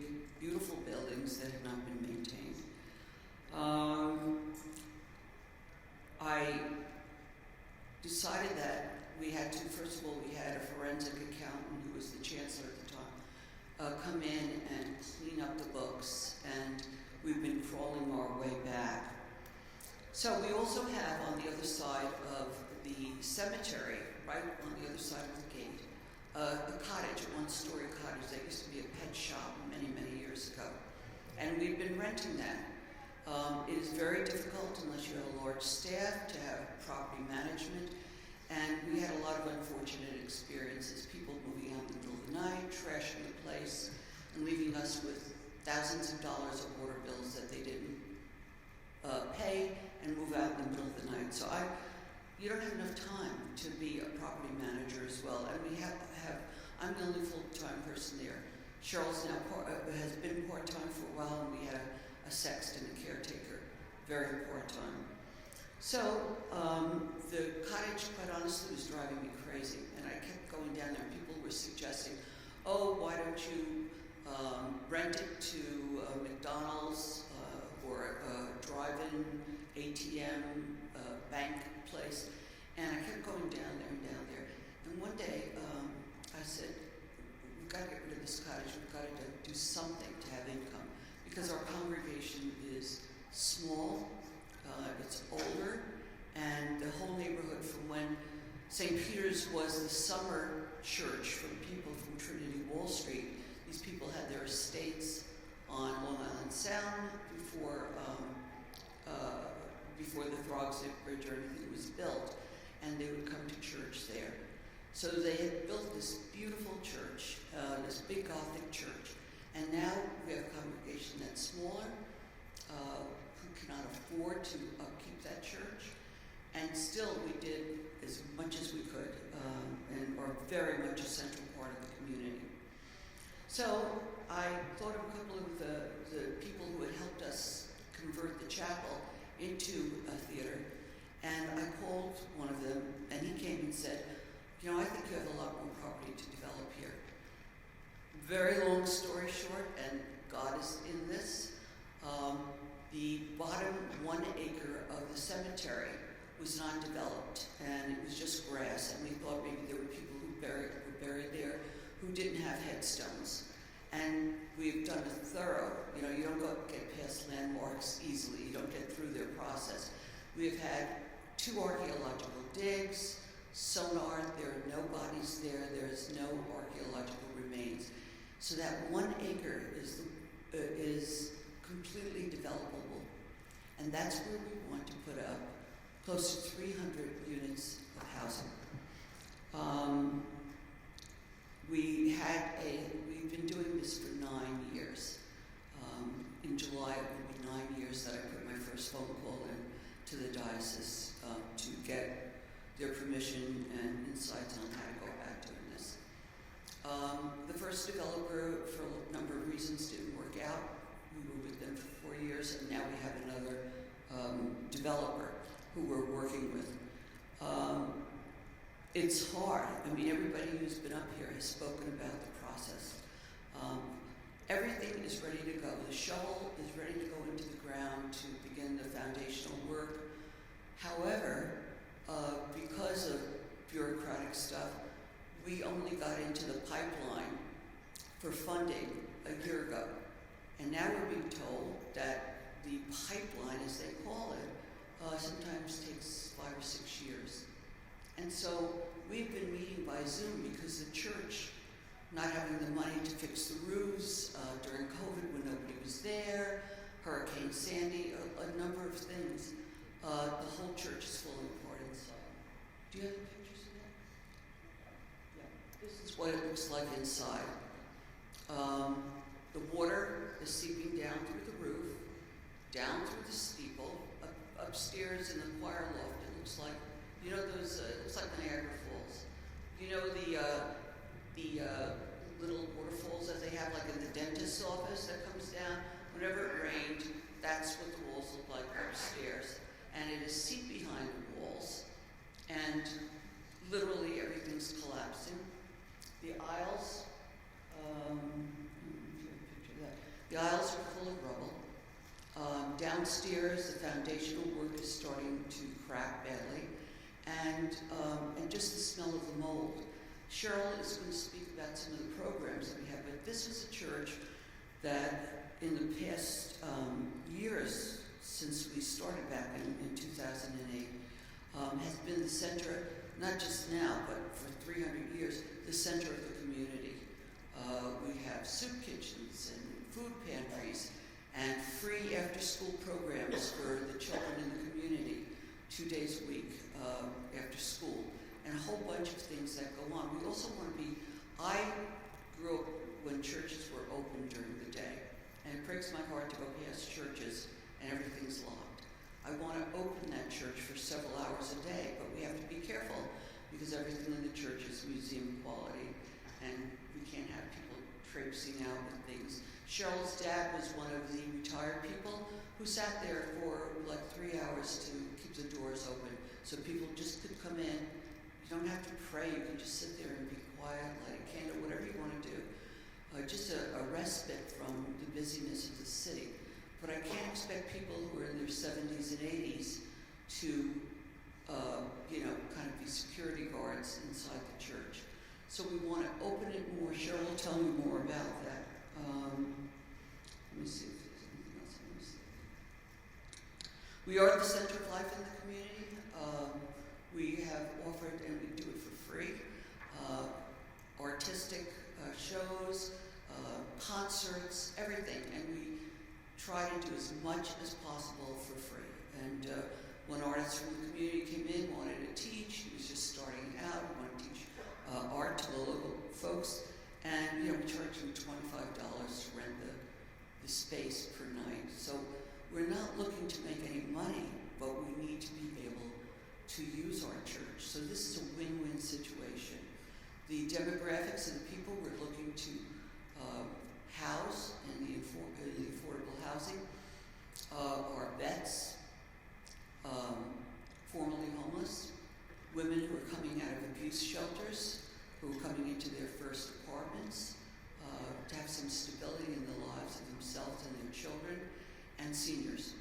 So it's a win for the community, and by the way, we're between 2 train stations and a major hub down the street of buses, so that people, don't need to have a car to live there. I think that's about it. Let me see if I got anything else. Yeah. Okay. Cheryl's going to talk to you about what the community is missing since we've had to close down and be on Zoom for several years now. Thank you so much.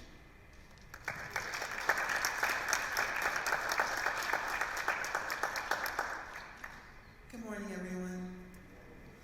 So I just want to talk a little bit about our community services that we once had, and we're hoping that with the development that we will be able to continue to be the center of our community.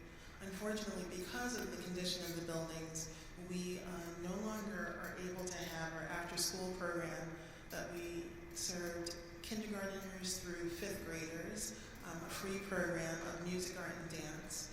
We partnered with a local public school at first, and then opened it up to the community at large. So because of the condition of the building, it's not safe for the children to be there any longer. But we're hoping in a few years that we are able to start this wonderful and much needed arts program again. We also, along with our food pantry, that we are unfortunately able to still run because we have outdoor space. And so since the beginning of COVID, we have moved our food pantry outdoors. And we serve about 200 people every 2 weeks and provide about 221,000 meals a year. So thankfully that program has been able to continue, but only because we have the outdoor space and are able to do this program outdoors. But we had to suspend our Love Soup Kitchen, which operated for over 20 years and served about 110 people per week, including Thanksgiving. In the past, we've had various community outreaches. We've hosted a class of children and young adults from a neighborhood community 75 school, and they lived with us for about 5 years. They had their educational programs, academic programs during the morning. In the afternoon, they volunteered and learned different skills to be able to go out after graduating high school to be able to work. That program no longer happens at the church. We had Alcoholics Anonymous and Narcotics Anonymous and Overeaters Anonymous at our site for many years. Again, this program can't happen with the conditions that we have now. We've had training sessions for CPR. We've had ESL classes, computer classes. We've had arts weekends, and we hosted summer stage for the city at one point in our buildings. But again, all these wonderful, wonderful programs for the community can't happen in the condition that the church is in now. But we're looking forward to the future where we can have these programs plus many more, because we understand that we are the center of community, and community is very important, and we want to make sure that our church is open for the community. It's not just about church, it's about serving the people in all walks of life, wherever they are. Thank you.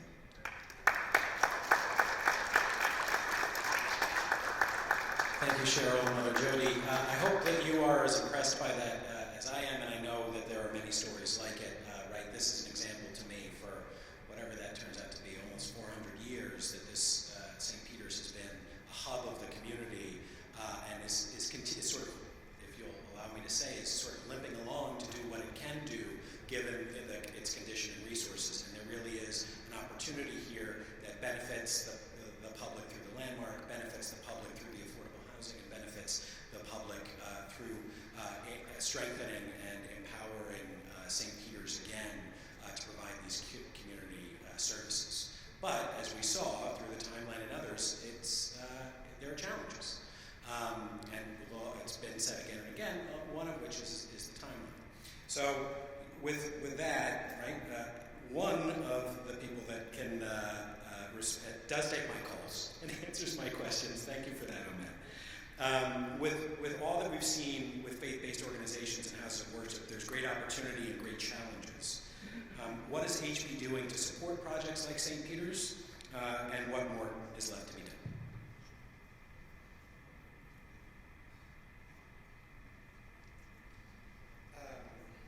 To be clear, I only recently put Jason's name on the phone number, so now, in the future, I'll still pick up. In fact, I always pick up. I think that the most effective way for us to know what we have to do, what programs we have to build, how this HPD structure its pathway to building affordable housing is by staying in constant communication with the folks who want to deliver on this good. You know, I'm struggling to know where to start, but let me just say very quickly, for those who aren't familiar with the Department of Housing Preservation and Development, I can try to distill it as we create and preserve affordable, accessible housing.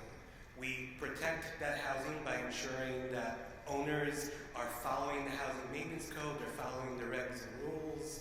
We are out there inspecting the work that we've paid for and the work that needs to happen when tenants are asking for fixes are happening through our enforcement and our code inspectors in the field. You know, we are out there thinking about the impact of our projects by looking at the ripple effect of the structures we build. It's not merely housing, right? You've heard today your stories plus the story that St. Peter described about them being the hub and the anchor for their neighborhood.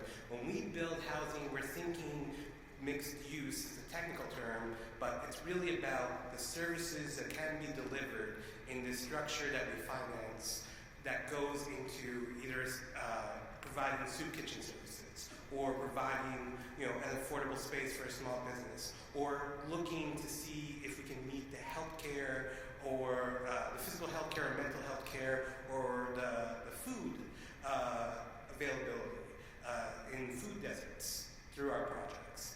And then we're also thinking about when we don't have a physical project that we've built, can we help people advance their stability through rental assistance and housing vouchers? We're the 5th largest housing agency, it's called PHA, Public Housing Agency, in the country, maintaining a Section 8 voucher program.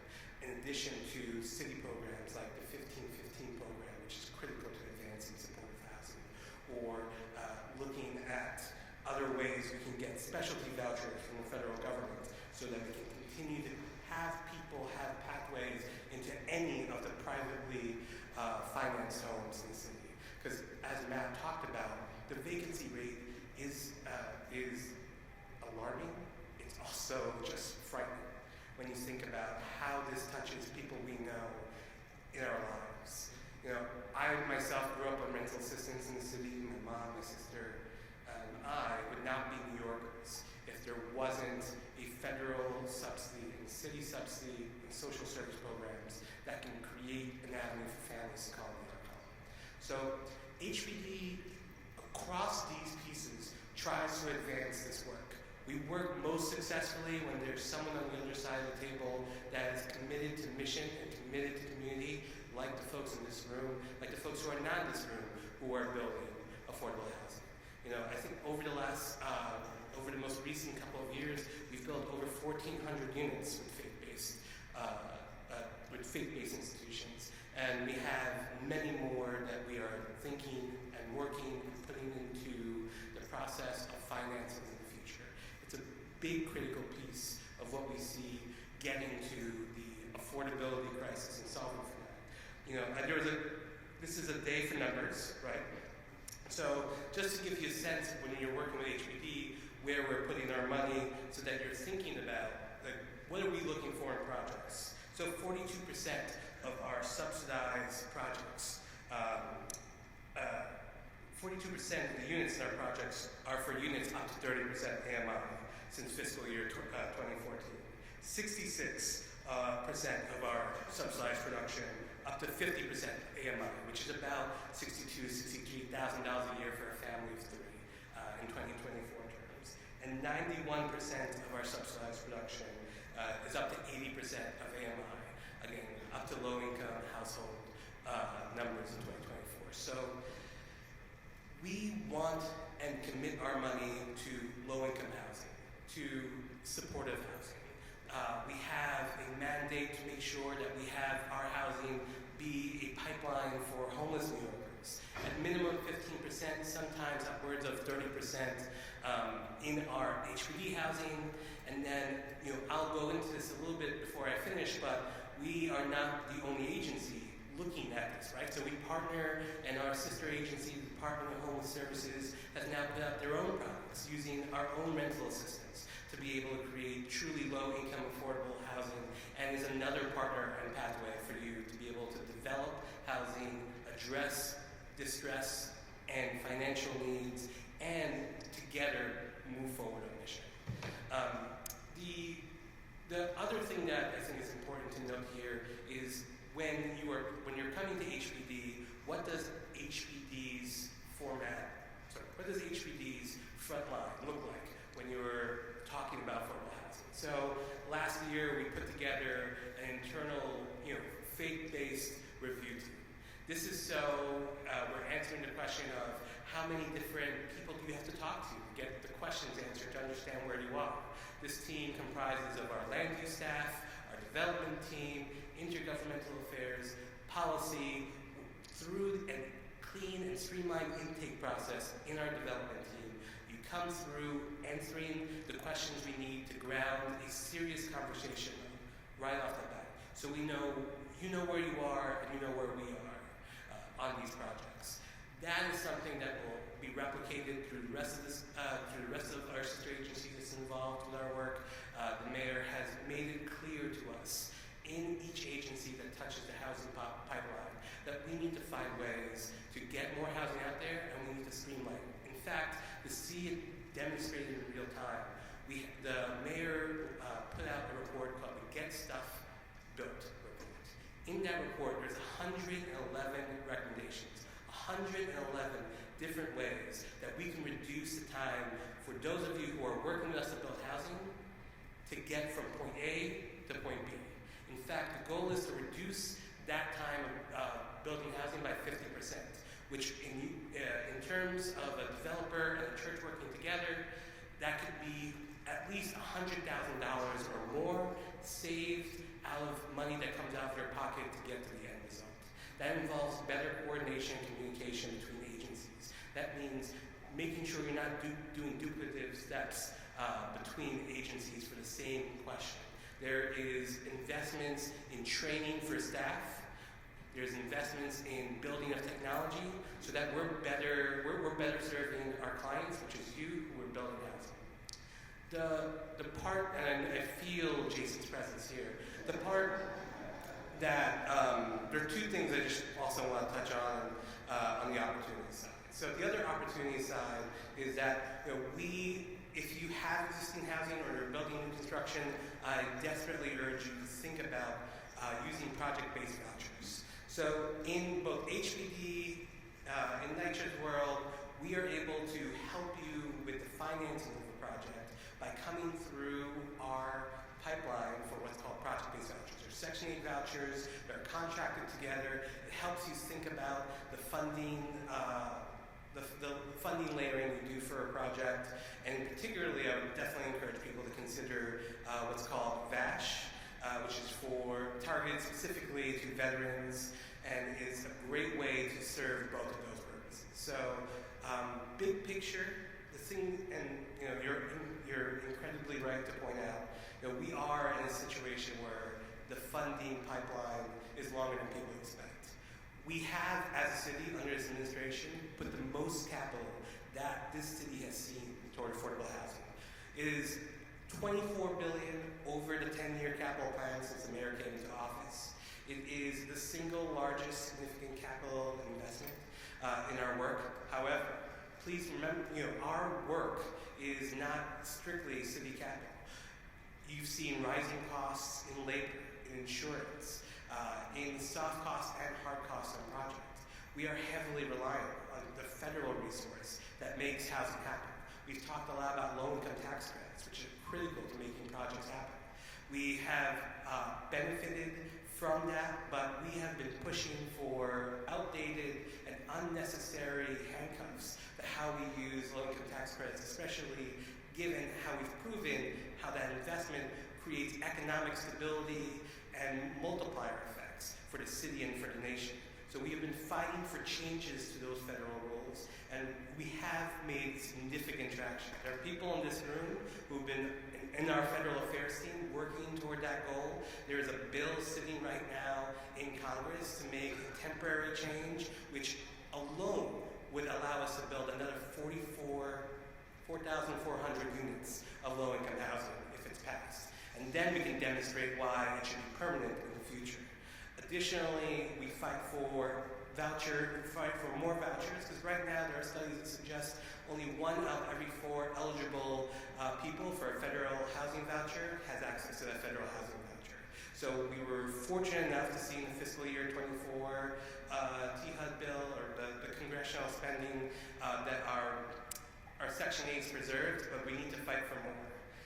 When you are financing your project, you're looking at city capital. We're looking at federal sources like low-income tax credits. We're looking at other sources, things called home funds is another way, depending on the project that you use. We're looking at vouchers to help not only meet the mission, but bring another layer of stability to your project. There's a lot of conversations, and I'm not going to go through all, about local tax payments, like 420A and 420C that we can use. On the state level, there are also critical pieces. I would be remiss if I did not discuss how important an as-of-right tax benefit that allows for development in this city to happen. Last year, almost 50% of the low-income units that we produce in this city came from the as-of-right tax benefit. People know it mostly as 421A. There's a bill version 485W, 485X. I would just say that if you're advocating for this, making clear to your legislators that the state cannot come home without passing an as-of-right tax benefit is a clear number 1, okay? Thank you. There are other bills, obviously, the YIGBY bill is a very critical piece of unlocking the work that you do. There is work alongside with office conversions. For those of you who have, I feel it, Jason, for those of you who have space, I'm sorry, for those of you who have space in central business districts, you are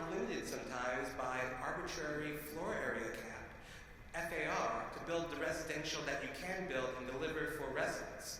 If the state can make a slight adjustment, and you'll see it in the Senate One House bill, we can move forward with community planning efforts to show why 15 FAR or 18 FAR, building more housing that's respectable and comparable to land use needs of the area, helps you, helps them, and helps people who are looking for housing.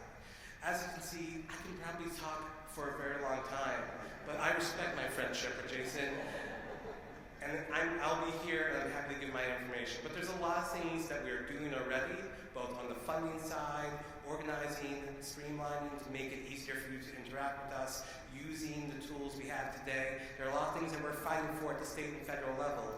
There's a lot of things that the mayor has made clear in his action plan to not only push for housing, but push for housing that can work for and work with mission-driven organizations. And we're excited to have this opportunity to continue that partnership with you here today and in the future. Thank you.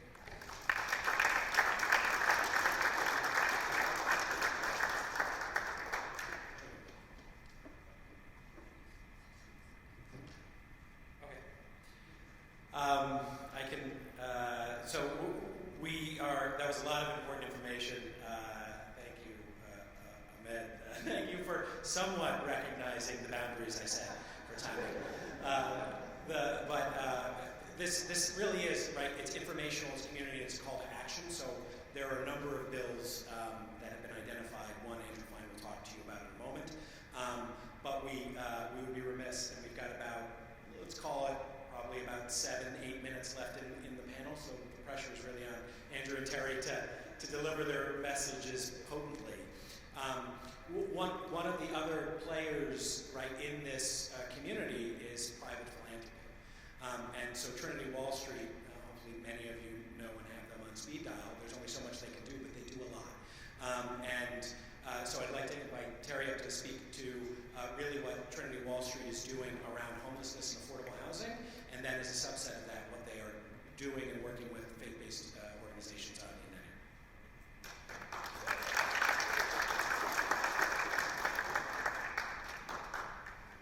I am perfectly happy to be brief. So I don't know if some of you heard earlier, Jason said that he was probably one of the least important people on the panel. I'm probably the second least interesting person on the panel, and I will say that as a grant maker, my job is to put money out into the world and then step back and make sure and encourage people to do the best job that they can with it. So really for me, my role in this space is really to be an encourager. And I'll tell you a little bit about how we do that at Trinity, but I want to maybe take a step back. So for those of you who are not familiar, I work directly for Trinity Church Wall Street and a subset, a department within the church called Trinity Church Wall Street Philanthropies. About 5 years ago, we started a strategic grant-making initiative within the church, and it focuses on 4 areas, which I'll touch on very quickly. One is called leadership development. It's focused on developing the capacity for leadership, and a lot of that is about practical skills leadership, things like the things that we're talking about today, but also just about how faith leaders, and also lay people as well too, can be real, community-based, community-oriented people within their communities. So that's leadership development. We have our Mission Real Estate Development Group, which actually focuses on helping faith-based organizations who are funding and embarking on missional projects, some of which include housing, but also other things. They work internationally, nationally, and locally. And then 2 initiatives that are focused on New York City. One is our criminal justice reform and youth development funding group, which we call Racial Justice. And finally mine, which is focused on housing and homelessness issues. So, you know, we have, as a church, sort of decided that because we are blessed with a significant amount of resources, that it's really really important for us to be able to support organizations all across the world and all across the nation, and as well as our city. So I think one of the best ways that philanthropy can be supportive for this effort of faith-based organizations using their property for mission purposes, particularly for housing, is really to support the development of capacity and capacity building. Because what we want to see is churches and faith-based organizations, synagogues, to really be leading this work. It really is because, I think we've already touched on this before, ultimately faith-based organizations are community organizations, and they're some of the most grassroots organizations that we're going to see. But we want to make sure, and we've heard all of the stories, both in the media, and I'm sure many of you in the audience know this, of stories where churches have not necessarily, or faith-based organizations have not necessarily been in the best position when they have embarked on these projects. And so to that end, we've done, both in our Housing and Homelessness Initiative, as well as our Mission Real Estate Initiative, funded 2 organizations that we feel really passionate about that are doing wonderful work in building the capacity of organizations that are faith-based to do this work. 2 of them, and I know that there's some folks from these organizations in the room. One is Local Initiative Support Corporation, otherwise known as LISC, and their New York Land Opportunity Program. And then the other one is the Enterprise Community Partners Organization, their New York chapter, which is for their faith-based development initiative. And really both what we find really compelling about funding these 2 organizations is because they really do understand how affordable housing gets developed, but not only that, they have the opportunity to provide technical assistance, training to faith-based organizations, supporting them really in a real hands-on, holistic way to sort of help take their projects from concept to hopefully to reality. And I know both of these organizations right now are in the sort of early stages with several faith-based organizations, both in New York City and across New York State. And so I think that for us, being able to fund organizations like this that are community-focused in their mindset, but then also bring the very hardcore technical understanding of how to do this work so they can best support faith-based groups is one of the best ways that we can use our funding as a philanthropic institution.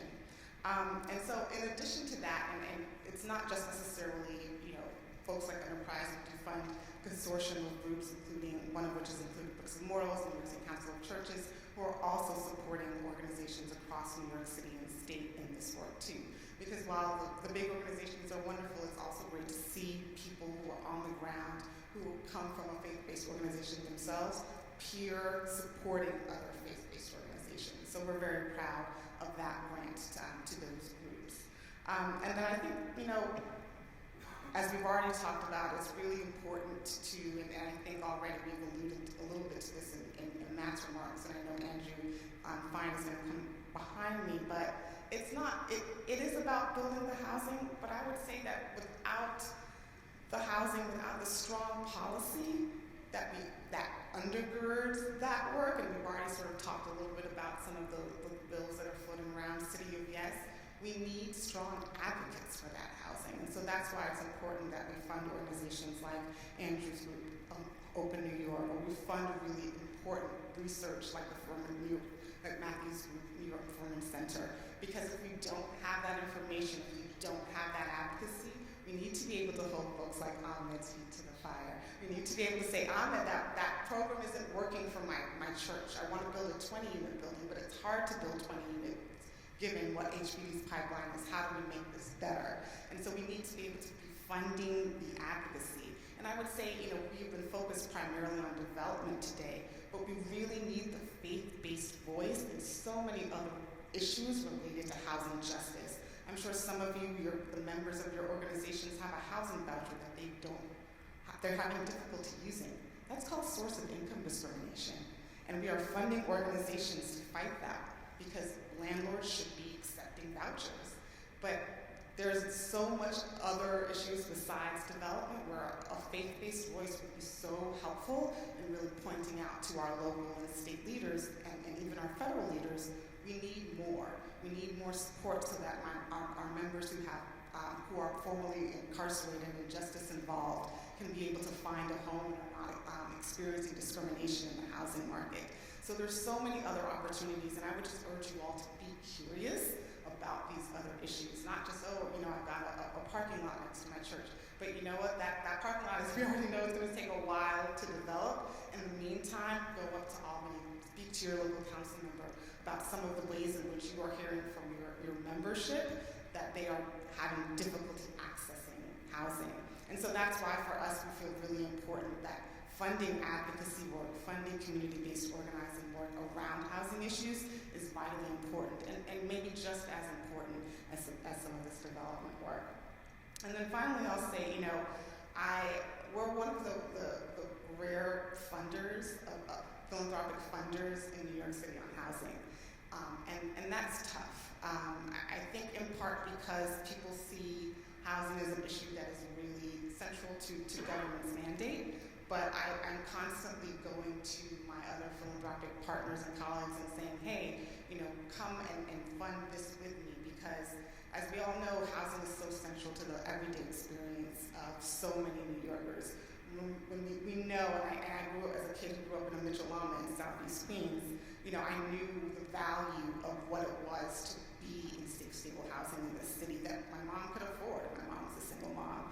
And so I think it's really important that, and we continue to do this with, our philanthropic organizations that we partner with and our colleagues, is to encourage philanthropic giving in this space, because it really is central to keeping New York City the amazing place that it is. So I'm going to keep my comments short, but thank you so much for the opportunity to speak to you today. Thank you, Terry. You can see the good and important work that Trinity is doing. If you don't know Enterprise and LISC already, I think that they're in the room. Please find them. Also, Terry mentioned the faith-based partnership for affordable housing and community development. So there's Mark Greenberg and Peter Cook. You can talk to them as well. Each is providing support for pre-development work around affordable housing. We're running out of time, but I can use you to lobby Gilman Rose. We all want to hear Andrew Fine, right? And we can give him 5 more minutes. And then Mother Jody, who I can't say no to, has a closing remark, and then we'll be done with this panel. This is critically important, a call to action, so Andrew, I've warmed them up for you. Call to that. Thanks, Jason. I just have to start by thanking Terry and Trinity Wall Street for supporting our organization, and also our partners here, Mark Greenberg and Peter Cook, and many others who have supported the coalition around the Faith-Based Affordable Housing Act. Clicker. So this is a bill under consideration right now in Albany. It's both in the state Senate and the Assembly. We have great sponsors in both houses. And what it would really do is cut through a lot of the process and problems that have been discussed in these panels that prevent faith-based organizations from being able to build affordable housing, affordable multifamily developments. And so what it would do is really allow you to avoid the ULURP process. It would say, depending on if you're in parts of the outer boroughs that are lower density, or parts of Manhattan or downtown Brooklyn that are higher density, to turn that parking lot next to your church into multifamily development. And so there's obviously the City of Yes process. That's amazing and wonderful that the city is moving forward with this. But what's great about the state, about this bill at the state level, is it applies to the whole state. And we know that there's a housing crisis not just in New York City, but also in Westchester and Long Island and Albany and Buffalo and Rochester, where many of you have sister organizations as well. And so this bill would allow churches and all houses of worship to use their land in this way that is being spearheaded by the city and through City of Yes, but most other places around the state are not doing.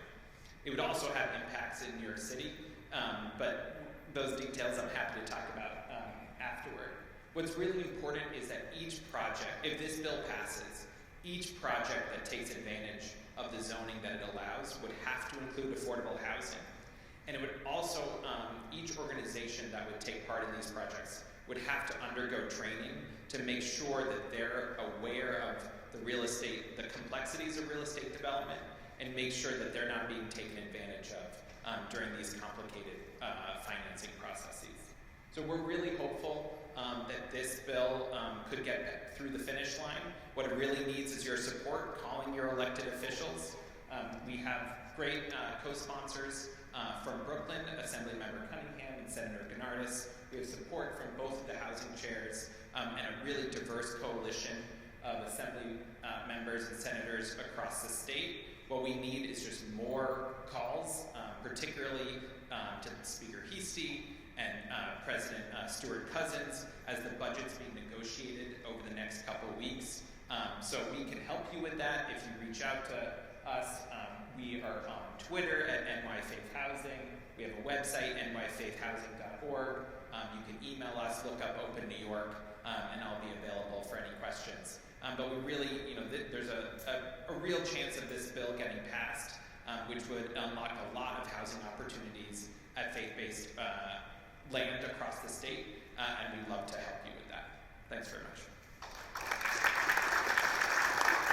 Thank you, Andrew. I hope after this meeting, right before you dive into the rest of your lives, that you will email your congressperson, email your assemblyperson, email your state senator, right, for the federal bill around LIHTC.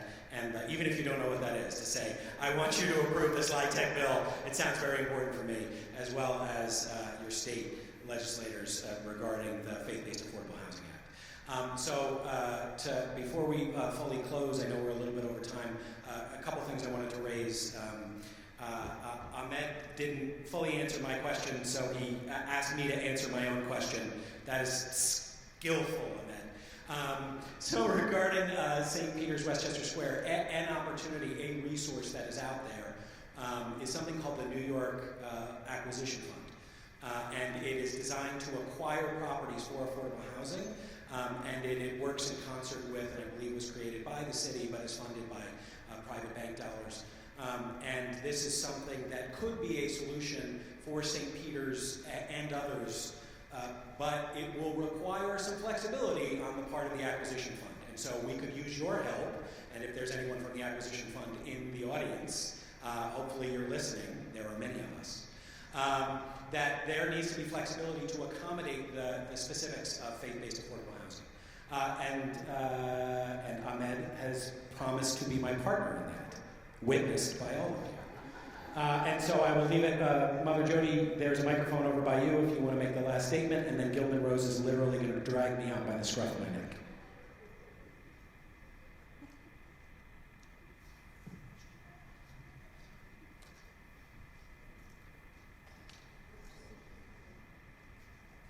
I'm not good with technology.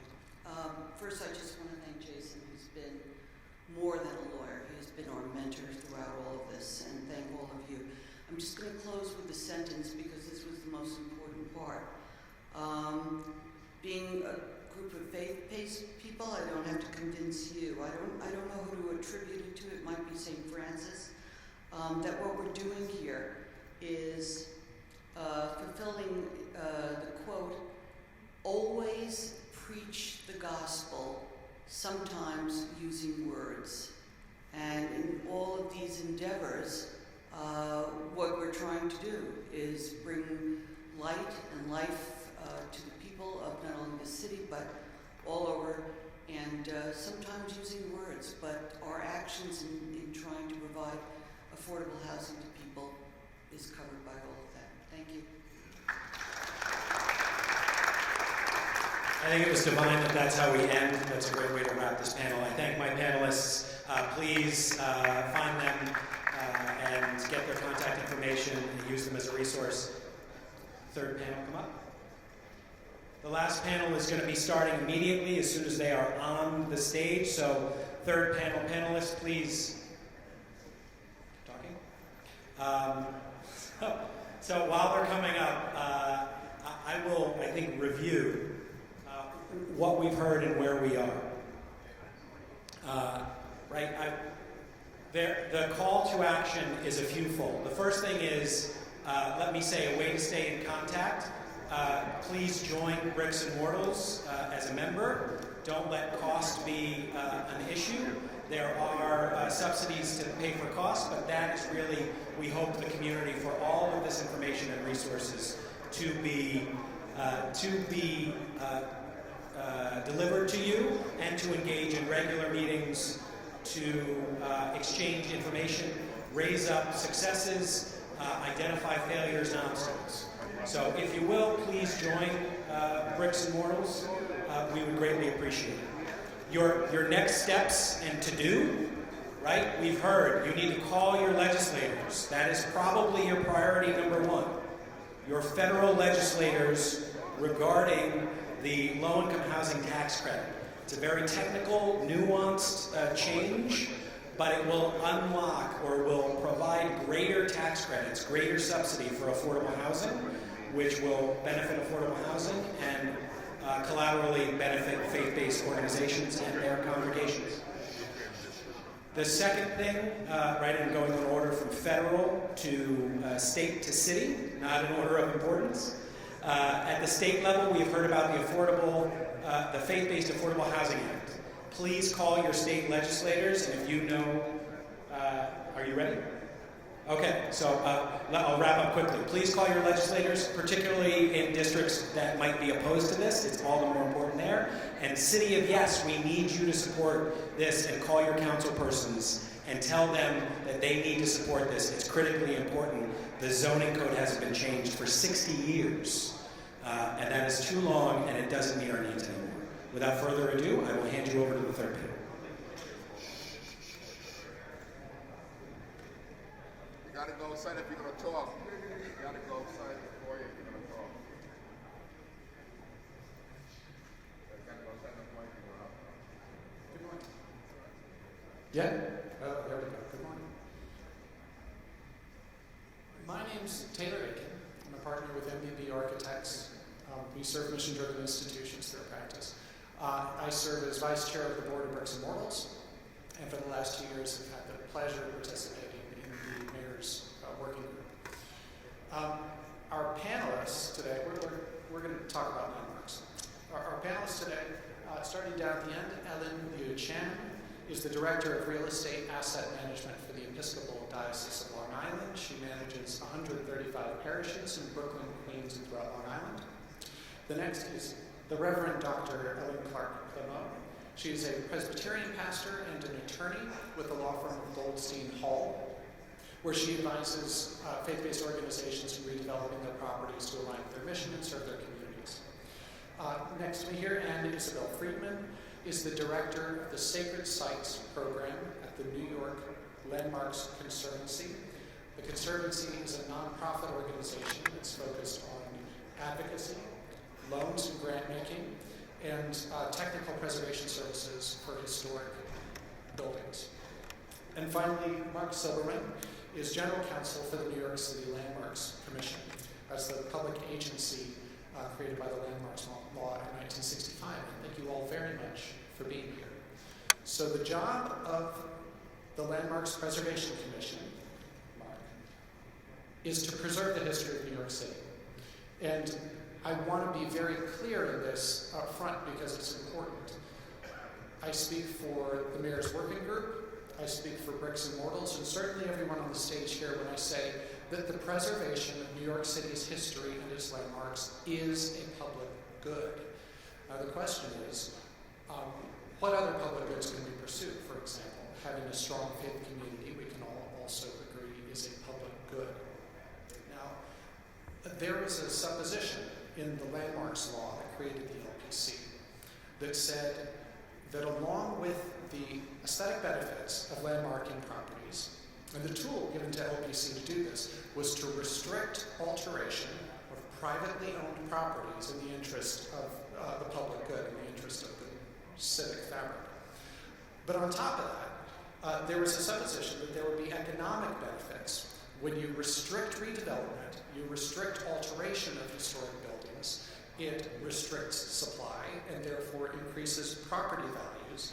So the theory is that a landmarked apartment building can rent apartments for more, and when those apartment owners sell, they can realize greater returns. And for 60 years, just shy of 60 years that the Landmarks Law has been in practice, that has largely proven true, that the historic districts of New York City are not hollowed out shells of economic depression, but from Park Slope to Park Avenue, they're very much the opposite. So that there seems a fairly sustainable relationship between the practice of landmarking and the economy of the real estate market in New York City, despite the burdens on individual property owners. The city's history is preserved, property values go up, everybody wins, right?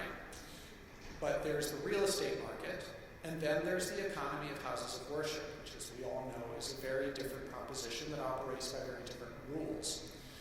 A beautiful historic church may well raise the property values of the buildings around it, but there's no economic instrument for that church to monetize that value for themselves. In fact, as we heard from John Manchin, increased property values that puts housing strain on congregants can hurt churches. In retaining their congregation. So churches don't often get bought and sold to other churches the way apartments are. Churches aren't normally rented out to tenants the way office buildings are.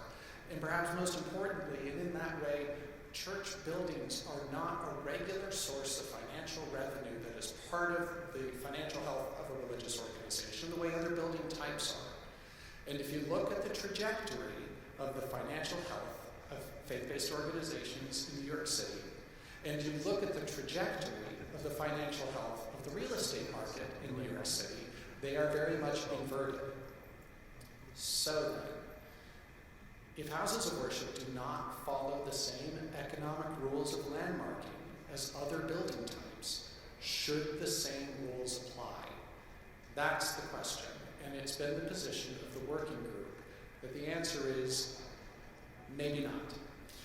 So I'm hoping through our conversation here that we can talk about some issues congregations are facing, how landmarks impacts them, some success stories, some conversations about how we might approach landmarking in the future, all with the goal of trying to achieve the same win-win outcomes for houses of worship that other property type owners enjoy. So with that, first I'd like to ask Ellen, you oversee real estate for a huge portfolio of churches. So at a portfolio level, what trends are you seeing in terms of the health of organizations, the health of their buildings, and the impacts of landmarking? Sure. So, as Taylor mentioned earlier, I oversee 135 parishes across Brooklyn, Queens, Nassau, and Suffolk counties. And just to give you a flavor of what that means, that includes the traditional church, but it includes the parking lot, it includes the cemetery, the school, the nursing home, the senior home, the affordable housing building, and on and on. So the breadth of real estate that we own is fairly broad. And we have a long history. You know, some of our churches were created before the country was created, and so they're considered royal charter churches. They were land grants by King George II and III. And so we've had a long history in New York. You know, our churches have evolved as the neighborhoods have evolved. The congregations have changed. The ministry has changed based upon the residents of the neighborhoods they're situated in. And as such, we've closed churches when they've become obsolete and redundant, and opened them where we've seen need. Our bishop likes to say that in the history of our diocese, we have closed 37 congregations in Brooklyn, yet there have never been more than 42 in existence at a given time. Today there are 30 congregations in Brooklyn. So I believe Toby earlier said that Brooklyn is the borough of churches. Very true in our diocese. And so it goes to show how even as a large and overarching organization as we are, we continue to remain responsive to our congregants' needs, and so that we don't kind of put an undue pressure on the economics and finances of congregations that don't need to be there anymore. And so that's kind of the short answer to the question of congregational health. You know, we've had to be nimble to stay a living, breathing organization that we are. Our church in Bushwick at one time was a German congregation. Today, it's called Iglesias de la Santa Cruz, and it serves a large Spanish-speaking population, because that's who lives there now, and that's who the ministries serve. So Now, within our diocese, we have a number of churches that are landmarked, a number of churches that are designated historic, a number of churches that are in historic districts, and it is an honor to represent and kind of demonstrate the history of New York that we kind of encompass. Some of these congregations continue to thrive. We have in Clinton Hills, St. Luke and St. Matthew's. It's a landmark church, and in 2019 they were able to sell their air rights and fund the exterior renovation of their facade. It's a wonderful thing. The congregation continues to flourish, yet half a mile down the block, we have St. Bart's Church in Crown Heights, also landmarked. And this is a story of a church that's, pretty common, where the congregants who attend church are no longer living in the neighborhood. They still come from afar to come to church, but they don't live there anymore. And the congregation is dwindling. To the point where they can't support the 18,000 square foot interior building that they occupy.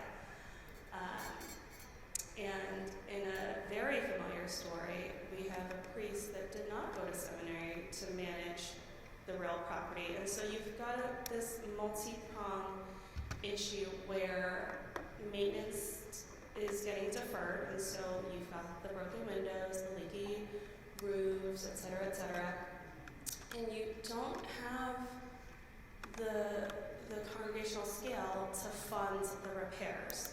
And when you think about where that dollar is going to go in the local congregation, are you going to fix the roof, or are you going to run your ministry? And so those are some calculations that are happening at the local level. And in the case of St. Bart's, the building has continued to deteriorate. In 2021, the repair bill, the cost of the repair bill had spiraled into a $3.1 million price tag, just to get it, watertight and structurally safe. And at the diocesan level, we have to consider costs like this on the broader scale. Is the $3.1 million spent good stewardship if we renovate this building, or is it more impactful elsewhere in the diocese, right? We serve congregations from Brooklyn Bridge to Montauk Point. The needs are different in different towns, villages, jurisdictions. And so, as stewards of the money that flows through the churches, how do we best manage those funds? And so it's a very hard calculation to have to make. I don't think that there's a right answer. In the case of, I don't think there's an easy answer.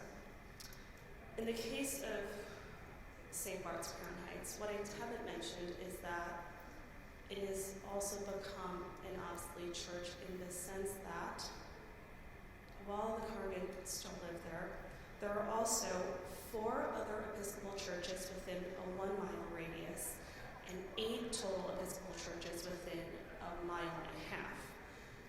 The area is well served by our Episcopal churches. We don't have a big need for a congregation on site at our St. Bart's Church, but the fact that it's been landmarked has limited how quickly and how the different ways that we can kind of optimize the property. We have found that the value of the property has not increased with the landmark designation, in part because of the deferred maintenance. We have found that other churches are not in a position to purchase our church, to use as church, because it is 18,000 square feet. It's a 3rd block lot in Crown Heights between Atlantic and Pacific. And so, you know, we have found that our options are limited, and in other situations that I've mentioned earlier in other parts of Brooklyn, we have been able to be nimble, to be able to, you know, close churches, combine churches, sell churches to fund other parts of ministry, fund endowments, etc. We have been struggling with how to proceed here. And so we have been in conversation with Mark. Mark has been very helpful, thank you. But it is still a fairly overwhelming and very expensive process. You know, we talk often about readaptive reuse in the landmark community, and it is truly wonderful, but it is a costly and time-consuming process requiring, you know, expensive consultants, and honestly, an expertise that most churches don't possess to take the project from beginning to end. And so when we talk about the portfolio scale impact of landmarking, I think St. Bart's is a pretty prime example. But it's interesting because, for an audience of faith leaders, we are generally more concerned about the life of the congregations and stuff like that than the carcasses that they're left behind when the congregations fail and leave. But at an adjudicatory level, those two things are very intertwined because it's not one parish, one building, but in fact the entire network. So, Reverend Dr. Clemo, at the more local level then, sort of what have you, and both as a pastor and as a lawyer, what have you seen in terms of how property value and congregational lives are intertwined? Let me speak to that from the podium. Yeah, please.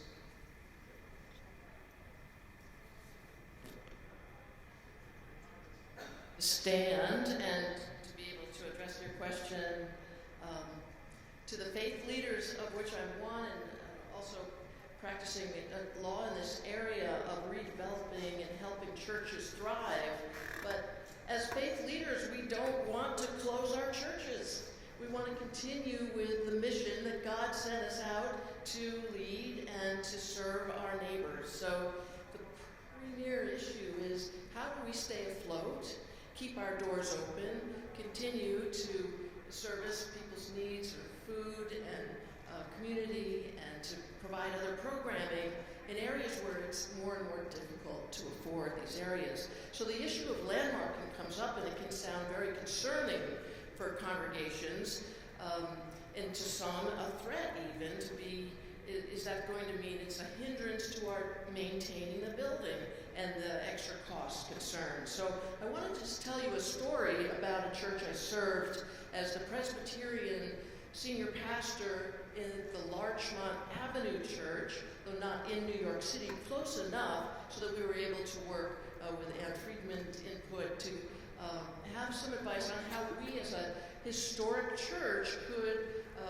potentially access some funding for our church by registering as a national historic place without being landmarked per se. So when this idea was first presented to the congregation, nobody really wanted to do it because they thought it meant landmarking. It's going to be expensive. But we had a few bright voices, including a friend, Chris Templeman, who was there to say, no, this is a good thing for us to do. It's less risky. There aren't restrictions on what we do for maintenance to be part of this National Register of Historic Places. So I took a look at this church when I first arrived. I mean, it's similar to what we saw on the screen earlier, the images of Gothic, beautiful stone building in Larchmont. This is almost a full acre of space where they built sanctuary and then a parish house and an education building. And the sanctuary itself was built by historic architects in the early 20th century, so a newer building, but still with this European, high steeple, granite stone and wooden trusses inside for a vaulted ceiling. and stained glass windows, rosette windows. I mean, the whole thing was so beautiful, but when I walked inside, I thought, this is not a Presbyterian church. I mean, with the whole architectural style is so grand, and it sort of went to the proof of the old saying is that when Presbyterians make a lot of money, they build an Episcopal church. And it's really true. This is so beautiful and ornate, but it was beyond my experience. So in Larchmont, in the early 20th century, they decided, let's build a church that would serve multiple Protestant denominations. There was already St. John's Episcopal, a beautiful church in Larchmont, right near the water. Also, there was a Roman Catholic chapel and a small Methodist church as well. So they were looking for what else can we do to encourage more people to come to faith that are not part of those congregations. So a woman named Emily Lindsley created this church. She was the daughter of a Presbyterian minister, gathered a group of about 40 in her basement, meeting regularly, and they decided we will become a church called Larchmont Avenue Church. We won't have a name of denomination, but they did affiliate with the Presbyterian Church USA, which is how I ended up there as a Presbyterian pastor, feeling a little bit lost when I first walked in. But thanks to this designation of being on the historic register, or the Register of Historic Places, the church succeeded at having a wonderful report of its architectural, its history, its significance. It was fascinating to read, and a lot of the congregants learned about their own church for the first time.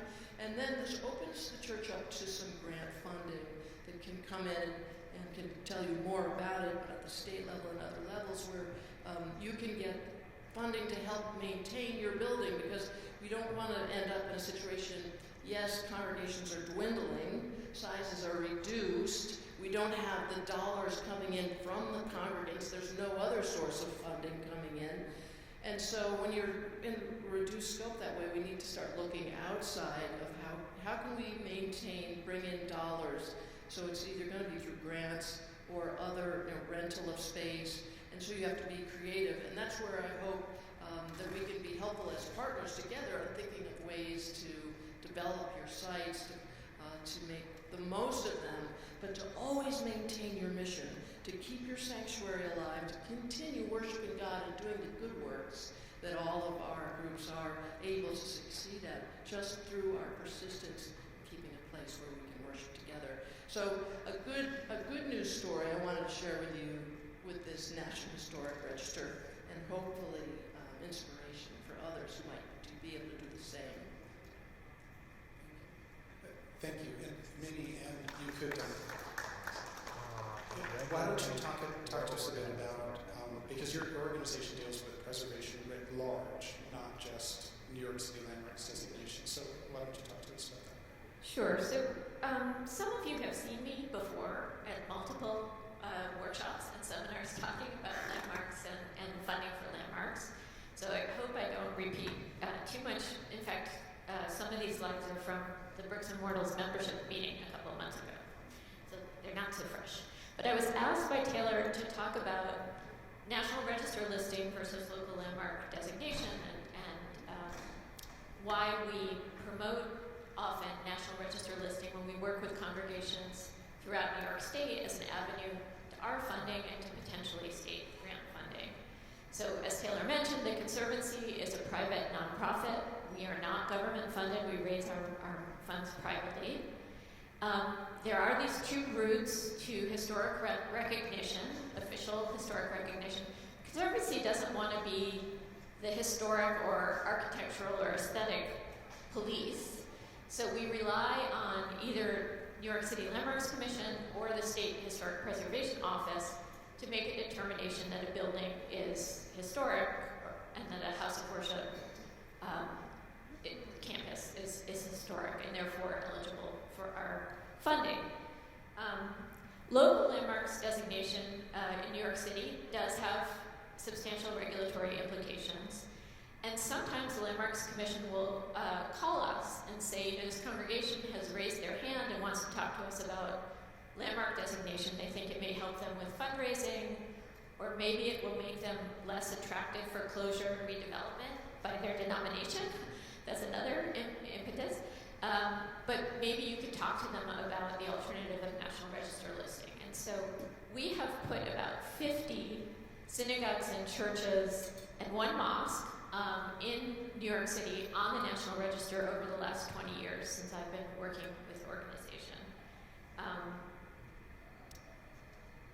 This is in Brooklyn, and I realize, this has nothing to do with affordable housing development, but we have worked with congregations, including Rugged Cross Baptist in the Bedford-Stuyvesant neighborhood of Brooklyn near South Bushwick, which was working with a developer on developing their parking lot, a former gas station, as affordable housing. But there was a big hole in the roof of the tower, and in fact, St. Luke and St. Matthew's also had a big hole in the roof of their tower when they started their TR development. And so we stepped in and we listed the church on the National Register to make them eligible for our funding. We funded a conditions assessment, and we got the developer, the affordable housing developer, to co-fund that conditions assessment with us. We referred the church to an architect with experience with historic churches. And eventually, the church not only received, I think, a $70,000 grant from the Conservancy, which was our maximum at the time, but also a very substantial New York State grant because they were listed on the National Register, so they were qualified to apply. And so they fixed the roof of the church. And you really can't house community programming, as we heard from St. Peter's, if it's pouring in the roof. So the roof always comes first.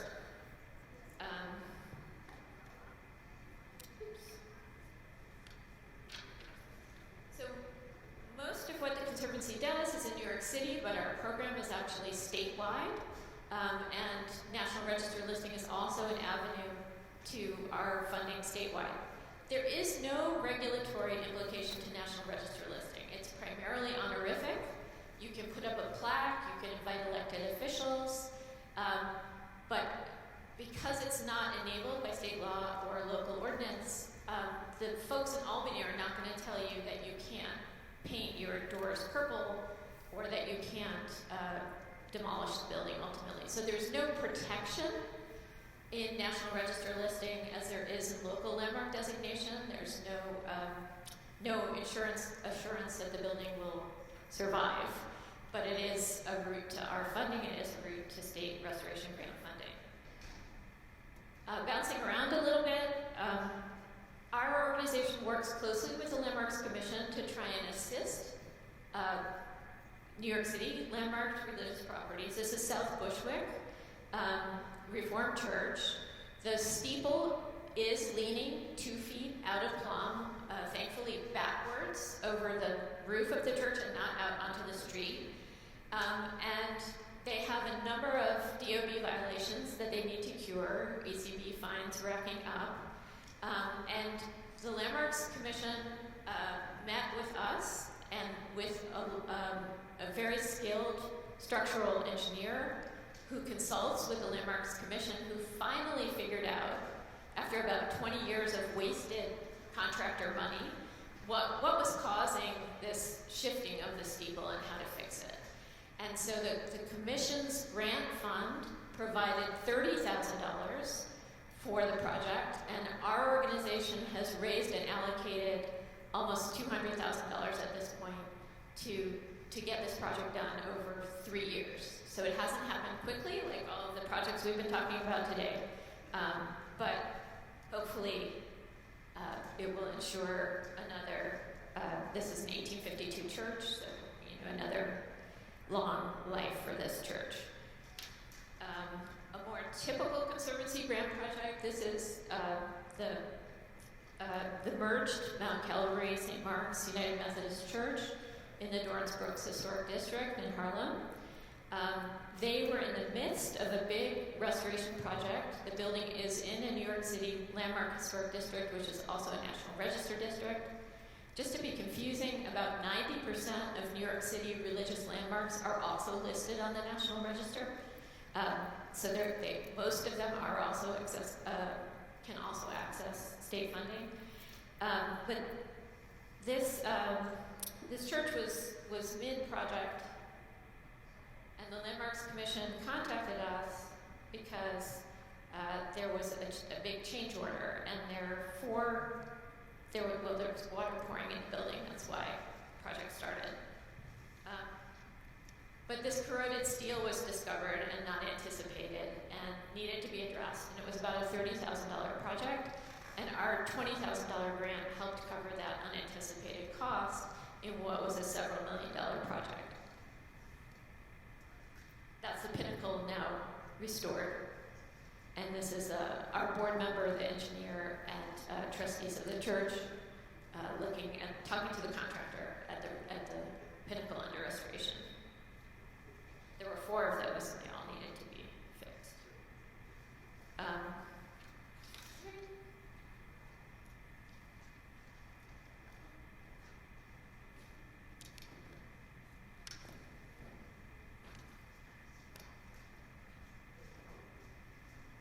Okay, this is Highbridge Community Church in the Bronx. It's another Reformed church. This is a New York City landmark. It's not on the National Register. They came to us shortly after landmark designation.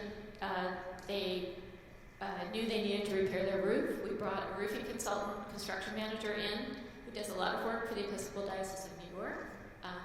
And he gave them a proposal. But it took about 6 years for them to be ready to do the project. And the consultant actually honored his 6-year-old pricing for his proposal.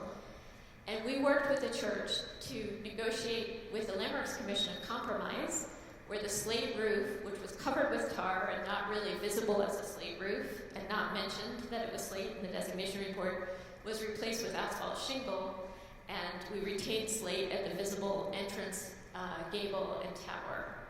And we provided several grants to help make that project possible. And the church raised about $200,000.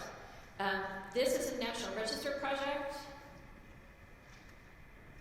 St. Anselm's in the Melrose section of the Bronx.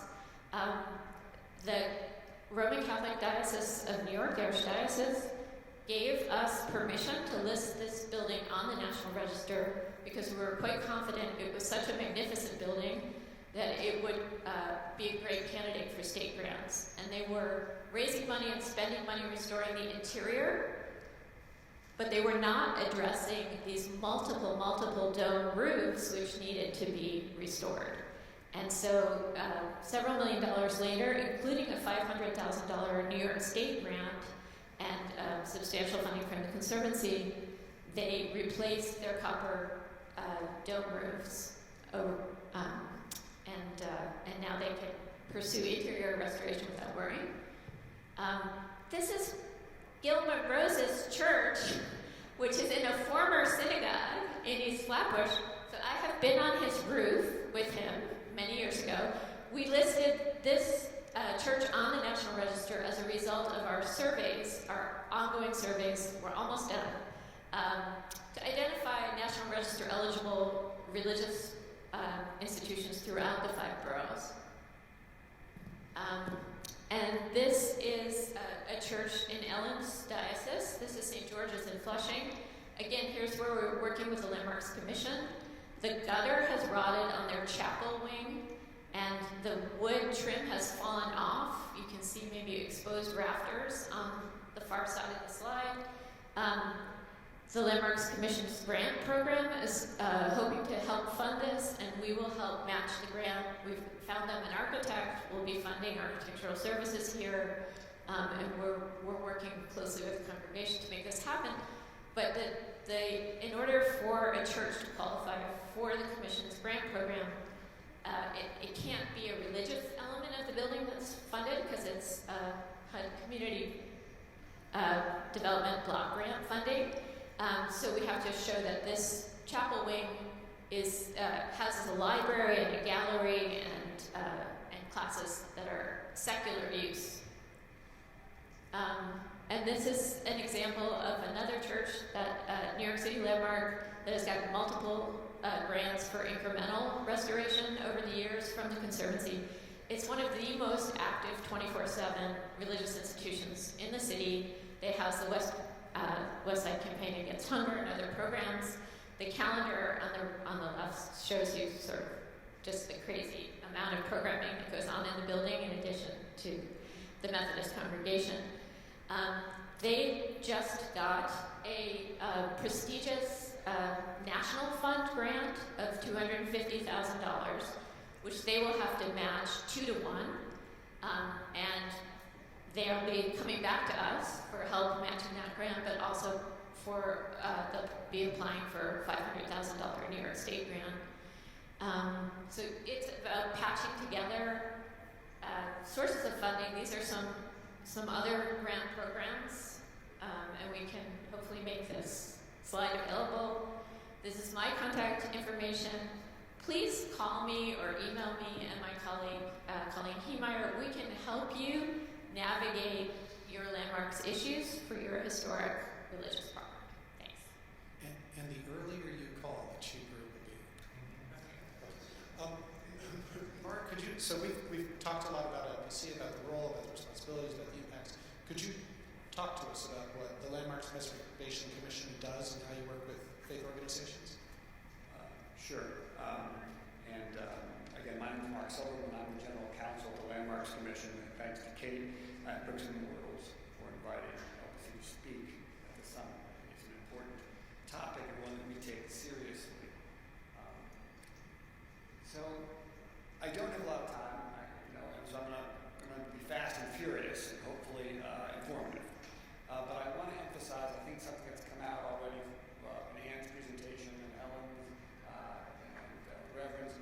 The Commission seeks to collaborate with owners of landmark properties, especially faith-based organizations. If there's one takeaway that I want to emphasize, it's the importance of coming to the Commission and knowing that you have a partner who's going to work really hard to try to find a win-win solution for you and your congregations. We know how difficult it is. We want to see you succeed in fulfilling your mission in your historic buildings, if it's possible. So what is the Commission? Quickly, it is the mayoral agency created in the charter to protect and preserve the city's architectural, social, and cultural resources. How do we do that? We designate and we regulate things. The Commission is 11 people. There's a paid chair and 10 volunteers, and there's a staff of about 80. Designation is the first thing we do. It's one of the mandates. We need to designate significant buildings in neighborhoods. And I apologize, the slide has not been updated, but I'm going to give you the real number, the current numbers now. There are more than 37,900 designated buildings and sites throughout the city. There's 156 historic districts, 1,460 individual landmarks, and 121 interior landmarks, and 11 scenic landmarks. About 500 buildings and sites, and that's churches, synagogues, mosques, religious schools, other cemeteries, all combined. There's about 500 of those that are designated. That's 1.3% of the buildings designated in the city. There are about 175 individual landmarks, and those are just individual buildings or sites that are designated. And out of the 1,460, there's 175, so it's a little less than 12%. So there are a lot of buildings designated. There are a fair number of religious buildings and sites designated. We recognize the importance of religious institutions to their buildings and their community. Sometimes a religious structure is the only tangible reminder of a community and its history, and thus plays an important role in ensuring that the landmarks designations reflect the diversity of the city's history. We also recognize the unique needs of congregations, and we're very selective and apply rigorous standards before we move forward in deciding to designate. One important thing to remember is we cannot, by law, designate an interior that is used for religious worship. This is an example of one of these buildings. It's the first Hungarian Reformed church. It's a significant, striking example of early 20th century church architecture. It was designed by a very distinguished architect, Henry Roth. It is also significant for its association with the Hungarian American community. Visually striking, the church looks much as it did when it was constructed in 1915. And it serves the same congregation. And again, as someone said earlier, most of them don't live in the neighborhood, but commute from afar. And is a cultural and architectural reminder of this community's presence in Yorkville and in the history of New York. When we designate religious buildings and sites, we're very mindful and try to be as sensitive as possible to the current and future needs of the congregation. This building, the Protestant Reformed Dutch Church of Flushing, today the Bound Street Community Church, is a good example of how we try to be flexible. Working closely with the congregation, the Commission designated the church as a lot in part as a removal of the annex and the parking lot from the landmark site, which will allow LPC to regulate the church, but also allow the congregation the opportunity for growth and diversity. This is a view of the east facade on the left. On the right is the landmark, the lodge on the landmark site in solid yellow and a solid red, excuse me. So as you'll see, the annex is off the landmark site and therefore may be demolished and a new building constructed on that portion of the site without LPC review. It could also be modified and expanded as well. The other thing we do to preserve our mandate and preserve historic structures is we regulate them to ensure that the work is done and they are preserved in a significant way in the future. Just quickly, we have about 12,500 applications at the Commission. Sorry, I jumped ahead. What do? We regulate proposed work. That's work you decide you have to do or want to do. The appearance of property is vested at the time of designation. That means it can stay, regardless of what's there. It can stay until such time in the future as work is proposed or needed to be done on that part of the building. What don't we do? We don't compel you to do any work unless your building is in structurally sound, unsound condition. We do not regulate the use. Landmark designation does not change the zoning. We are not involved in the sale of property, and we don't regulate the interiors, as I said. We recognize the special circumstances surrounding religious properties. We have a dedicated staff who specifically handle all applications for buildings owned by religious institutions and who are experienced in their unique needs.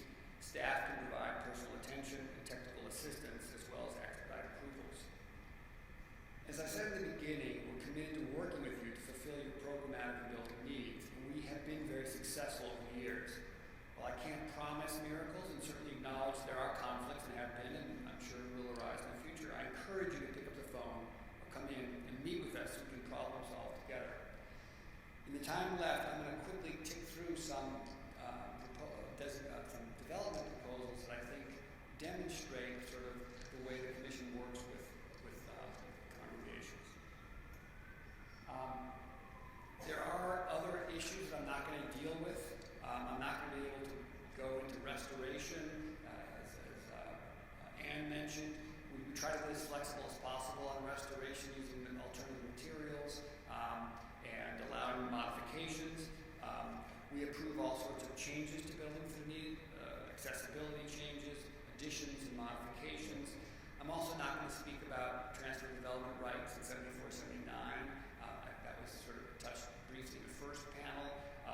But this is where development rights are transferred off the landmark site off. But they're very rare now. Hopefully it will be more common in the future with City of Yes passes.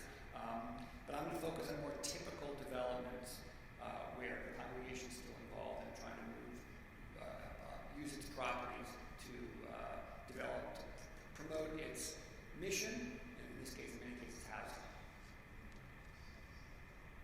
This is the first example, St. James Episcopal Church, 2500 Jerome Avenue in the Bronx. It's an individual landmark. The Commission approved the demolition of the 1959 Fellowship Hall and the construction of the new 9-story L-shaped building on the site, all of which is affordable housing. You can see in the bottom left corner that L-shaped shape, that is the new building that was approved. This is the approval as it's built. It's waiting to get its CO as we speak. And then all that building is on the landmark site and was approved by the Landmarks Commission at a public hearing. This is another example, St. Augustine's Chapel at 290 Henry Street, Manhattan. This is another individual landmark. We approved demolition of the Parish Community House, which is that building. You can see it, the back end of that sort of modern building, the back of the church in the top photo. This project involved the use of 74711, which is another one of these special landmark zoning variance mechanisms for waivers to rear yard and bulk and other bulk issues. All of this work is on the landmark site. And one note about the special permits that is just useful to think about. Special permits that allow these changes in bulk and massing and other things can apply off the landmark site to an adjacent site that's not regulated by the Landmarks Commission directly if the zoning lots are merged. So it's something to understand. This is the Pleasant Baptist Church at 140 West 81st Street. This is an interesting example because it's a mid-block site. This is a building in a historic district. The church wanted to remain an occupant of the space despite a dwindling population. So it partnered with the developer to propose that the upper floors be used for residential and additions be added, and it remain in the basement of the site. The Commission approved this proposal, and as you can see from this axon drawing, we approved a bunch of new floors and increasing the height of the building in ways that we felt were appropriate and allowed the project to move forward. This is an example of in the Gregory in St. John's Place in Crown Heights. This was an old abandoned school adjacent to a church. It wasn't abandoned, I guess it was unused because it was just poor shape. And they came, and this is located in the historic district, Crown Heights North 2 historic district. And what they wanted to do was to transform this into affordable housing. And the Commission approved the transformation, which included as you can see, a 3-story side addition and a 2-story rooftop addition on this building. And I'm running out of time, so this is a larger development with the West End Collegiate Church. The Commission allowed the demolition of a building, tall building, facing behind the church, and allowed the construction of this new church, which you can see, this new addition, which you can see, it's a whole new building actually. And it also connects to one of the buildings to the left, which is also owned by the church. And rooftop additions were allowed on that as well. And this is another sort of explaining the massing of that building. All of that is located within the historic district as well. And the final example is not housing, but it shows the Commission. This is an approved 3-story addition next to it, a church, the Convent Avenue Baptist Church in Convent Avenue in Hampton Heights. This is a modern new addition that they sought that would connect the 2 different buildings owned by the church. And I was going to end with a discussion about a plug for the Conservancy. I don't think I need to do that. And Anne did go through a little bit what we have a small federally funded grant program. Grants are between $15,000 and $30,000. And religious organizations can get these grants, but the work that the grant is funding must be on a part of the building that's not used for religious worship. And we've approved a number of different grants to religious organizations on that basis. So in closing, I just want to say that the takeaway I really hope that you're taking here is that we're here to help. And if you have issues, regardless what the issues are, reach out, call the Commission. We'll hook you up with our special staff that are there to help. They have a lot of experience handling issues that are faith-based organizations and nonprofits deal with. And start the conversation. And again, the earlier you start that conversation, the better it is for everyone. And we can provide feedback and suggestions and hopefully also steer you to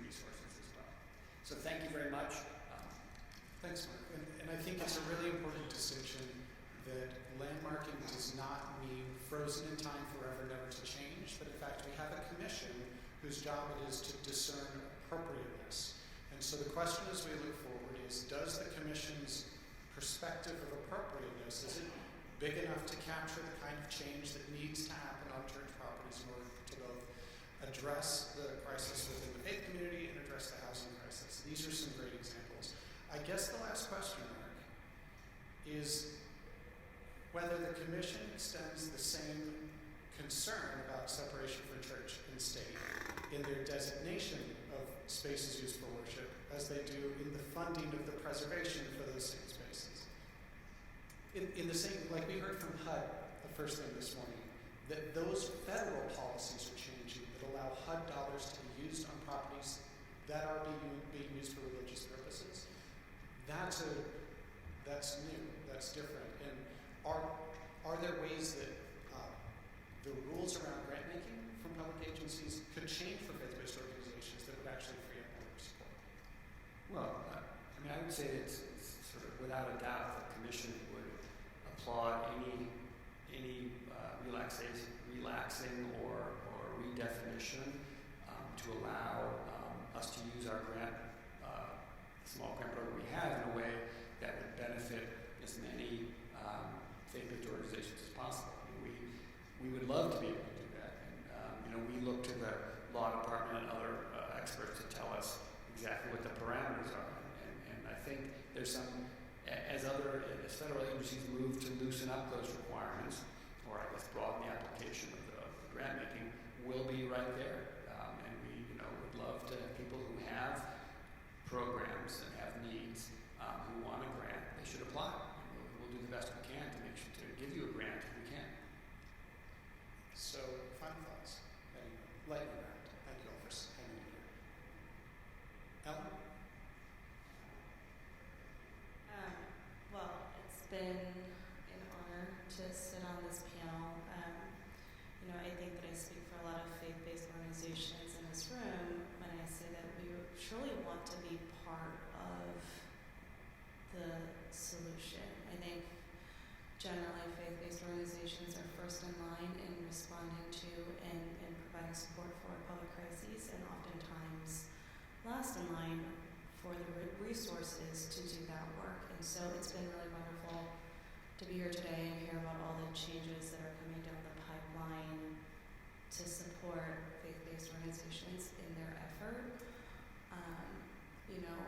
I think at the end of the day, the legislative changes that are coming down the pipe will make a demonstrable difference to faith-based organizations, but I also want to highlight the fact that, it is still going to be an overwhelmingly thorough and lengthy process for churches and organizations to get to the finish line. And so, while it'll take a lot of patience, I'm hopeful that, specific support from New York City will kind of help chaperone specific projects that are coming out of faith-based organizations from start to finish, so that we can kind of actualize these projects, in less than 5 years. Thank you. Dr. Clement? Well, I think these are challenges we can tackle together in community and partnerships, so I would encourage that, and I'm optimistic. And I also want to encourage us to get together, to break bread together, to recognize that it's lunchtime, so we can spend time talking more and finding solutions. Thank you for your time. It's been a pleasure to be on this panel. I just want to reiterate the collaborative nature of what we do at the Landmarks Commission, and to emphasize that the Commission, is a public body that reflects, reflects the law, but also reflects what people in New York City want. And if people come to the Commission with their proposals for housing and advocate for it as to why it's appropriate, and I think that will go a long way to sort of also evolving how the Landmarks landmarks laws apply. I mean, we take as a given that historic buildings need to adapt to, reality if they want to continue to live and breathe and be, vital. And I think part of that is making sure that there's room and an ability for faith-based organizations to continue their work in these buildings. Thank you. I just want to thank you for sticking around. Yeah, you all get extra credit. All right, thanks very much.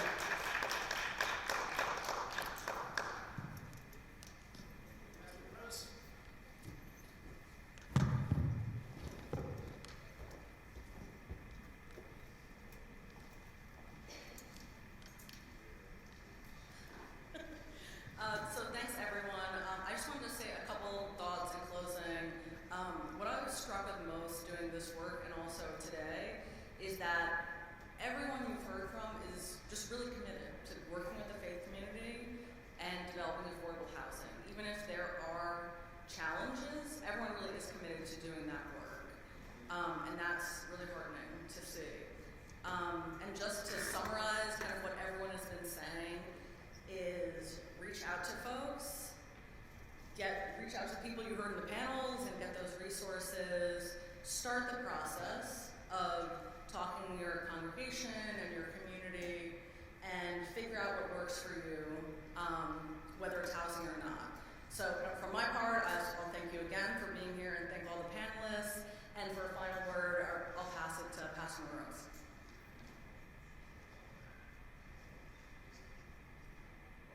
Thank you.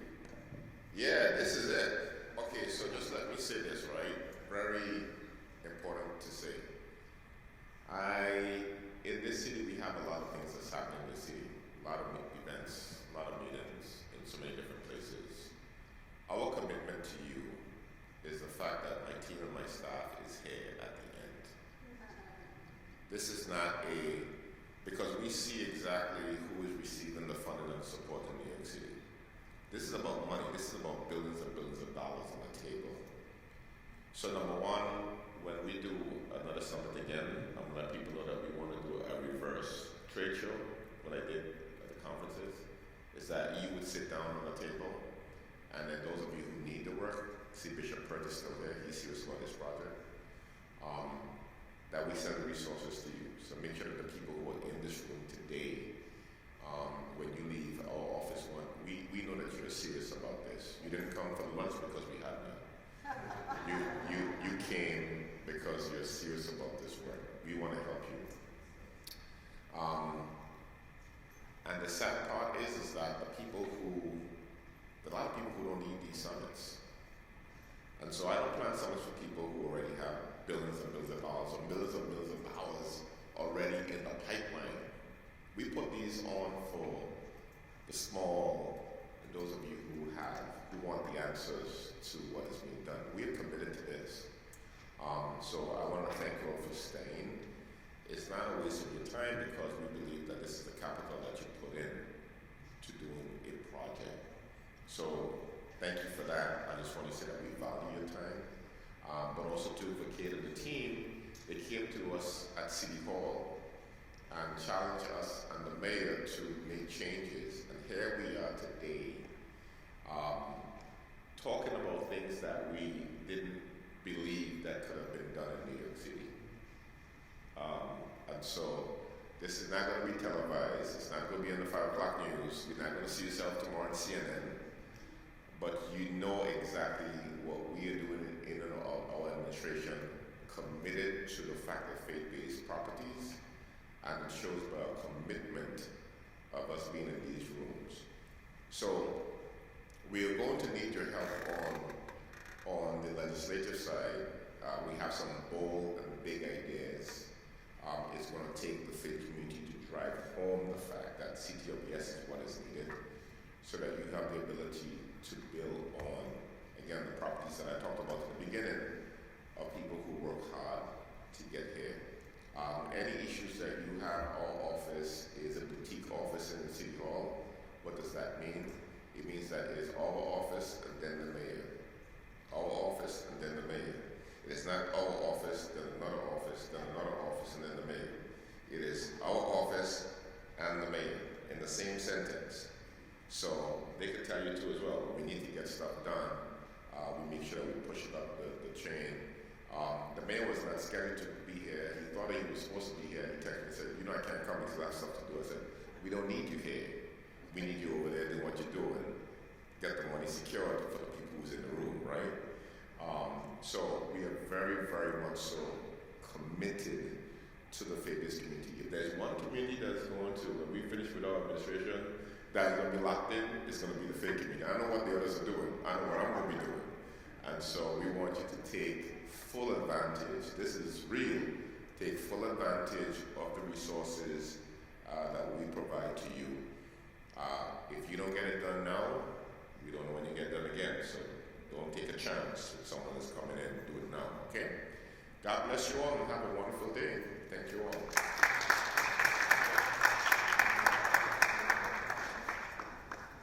Where's Anne?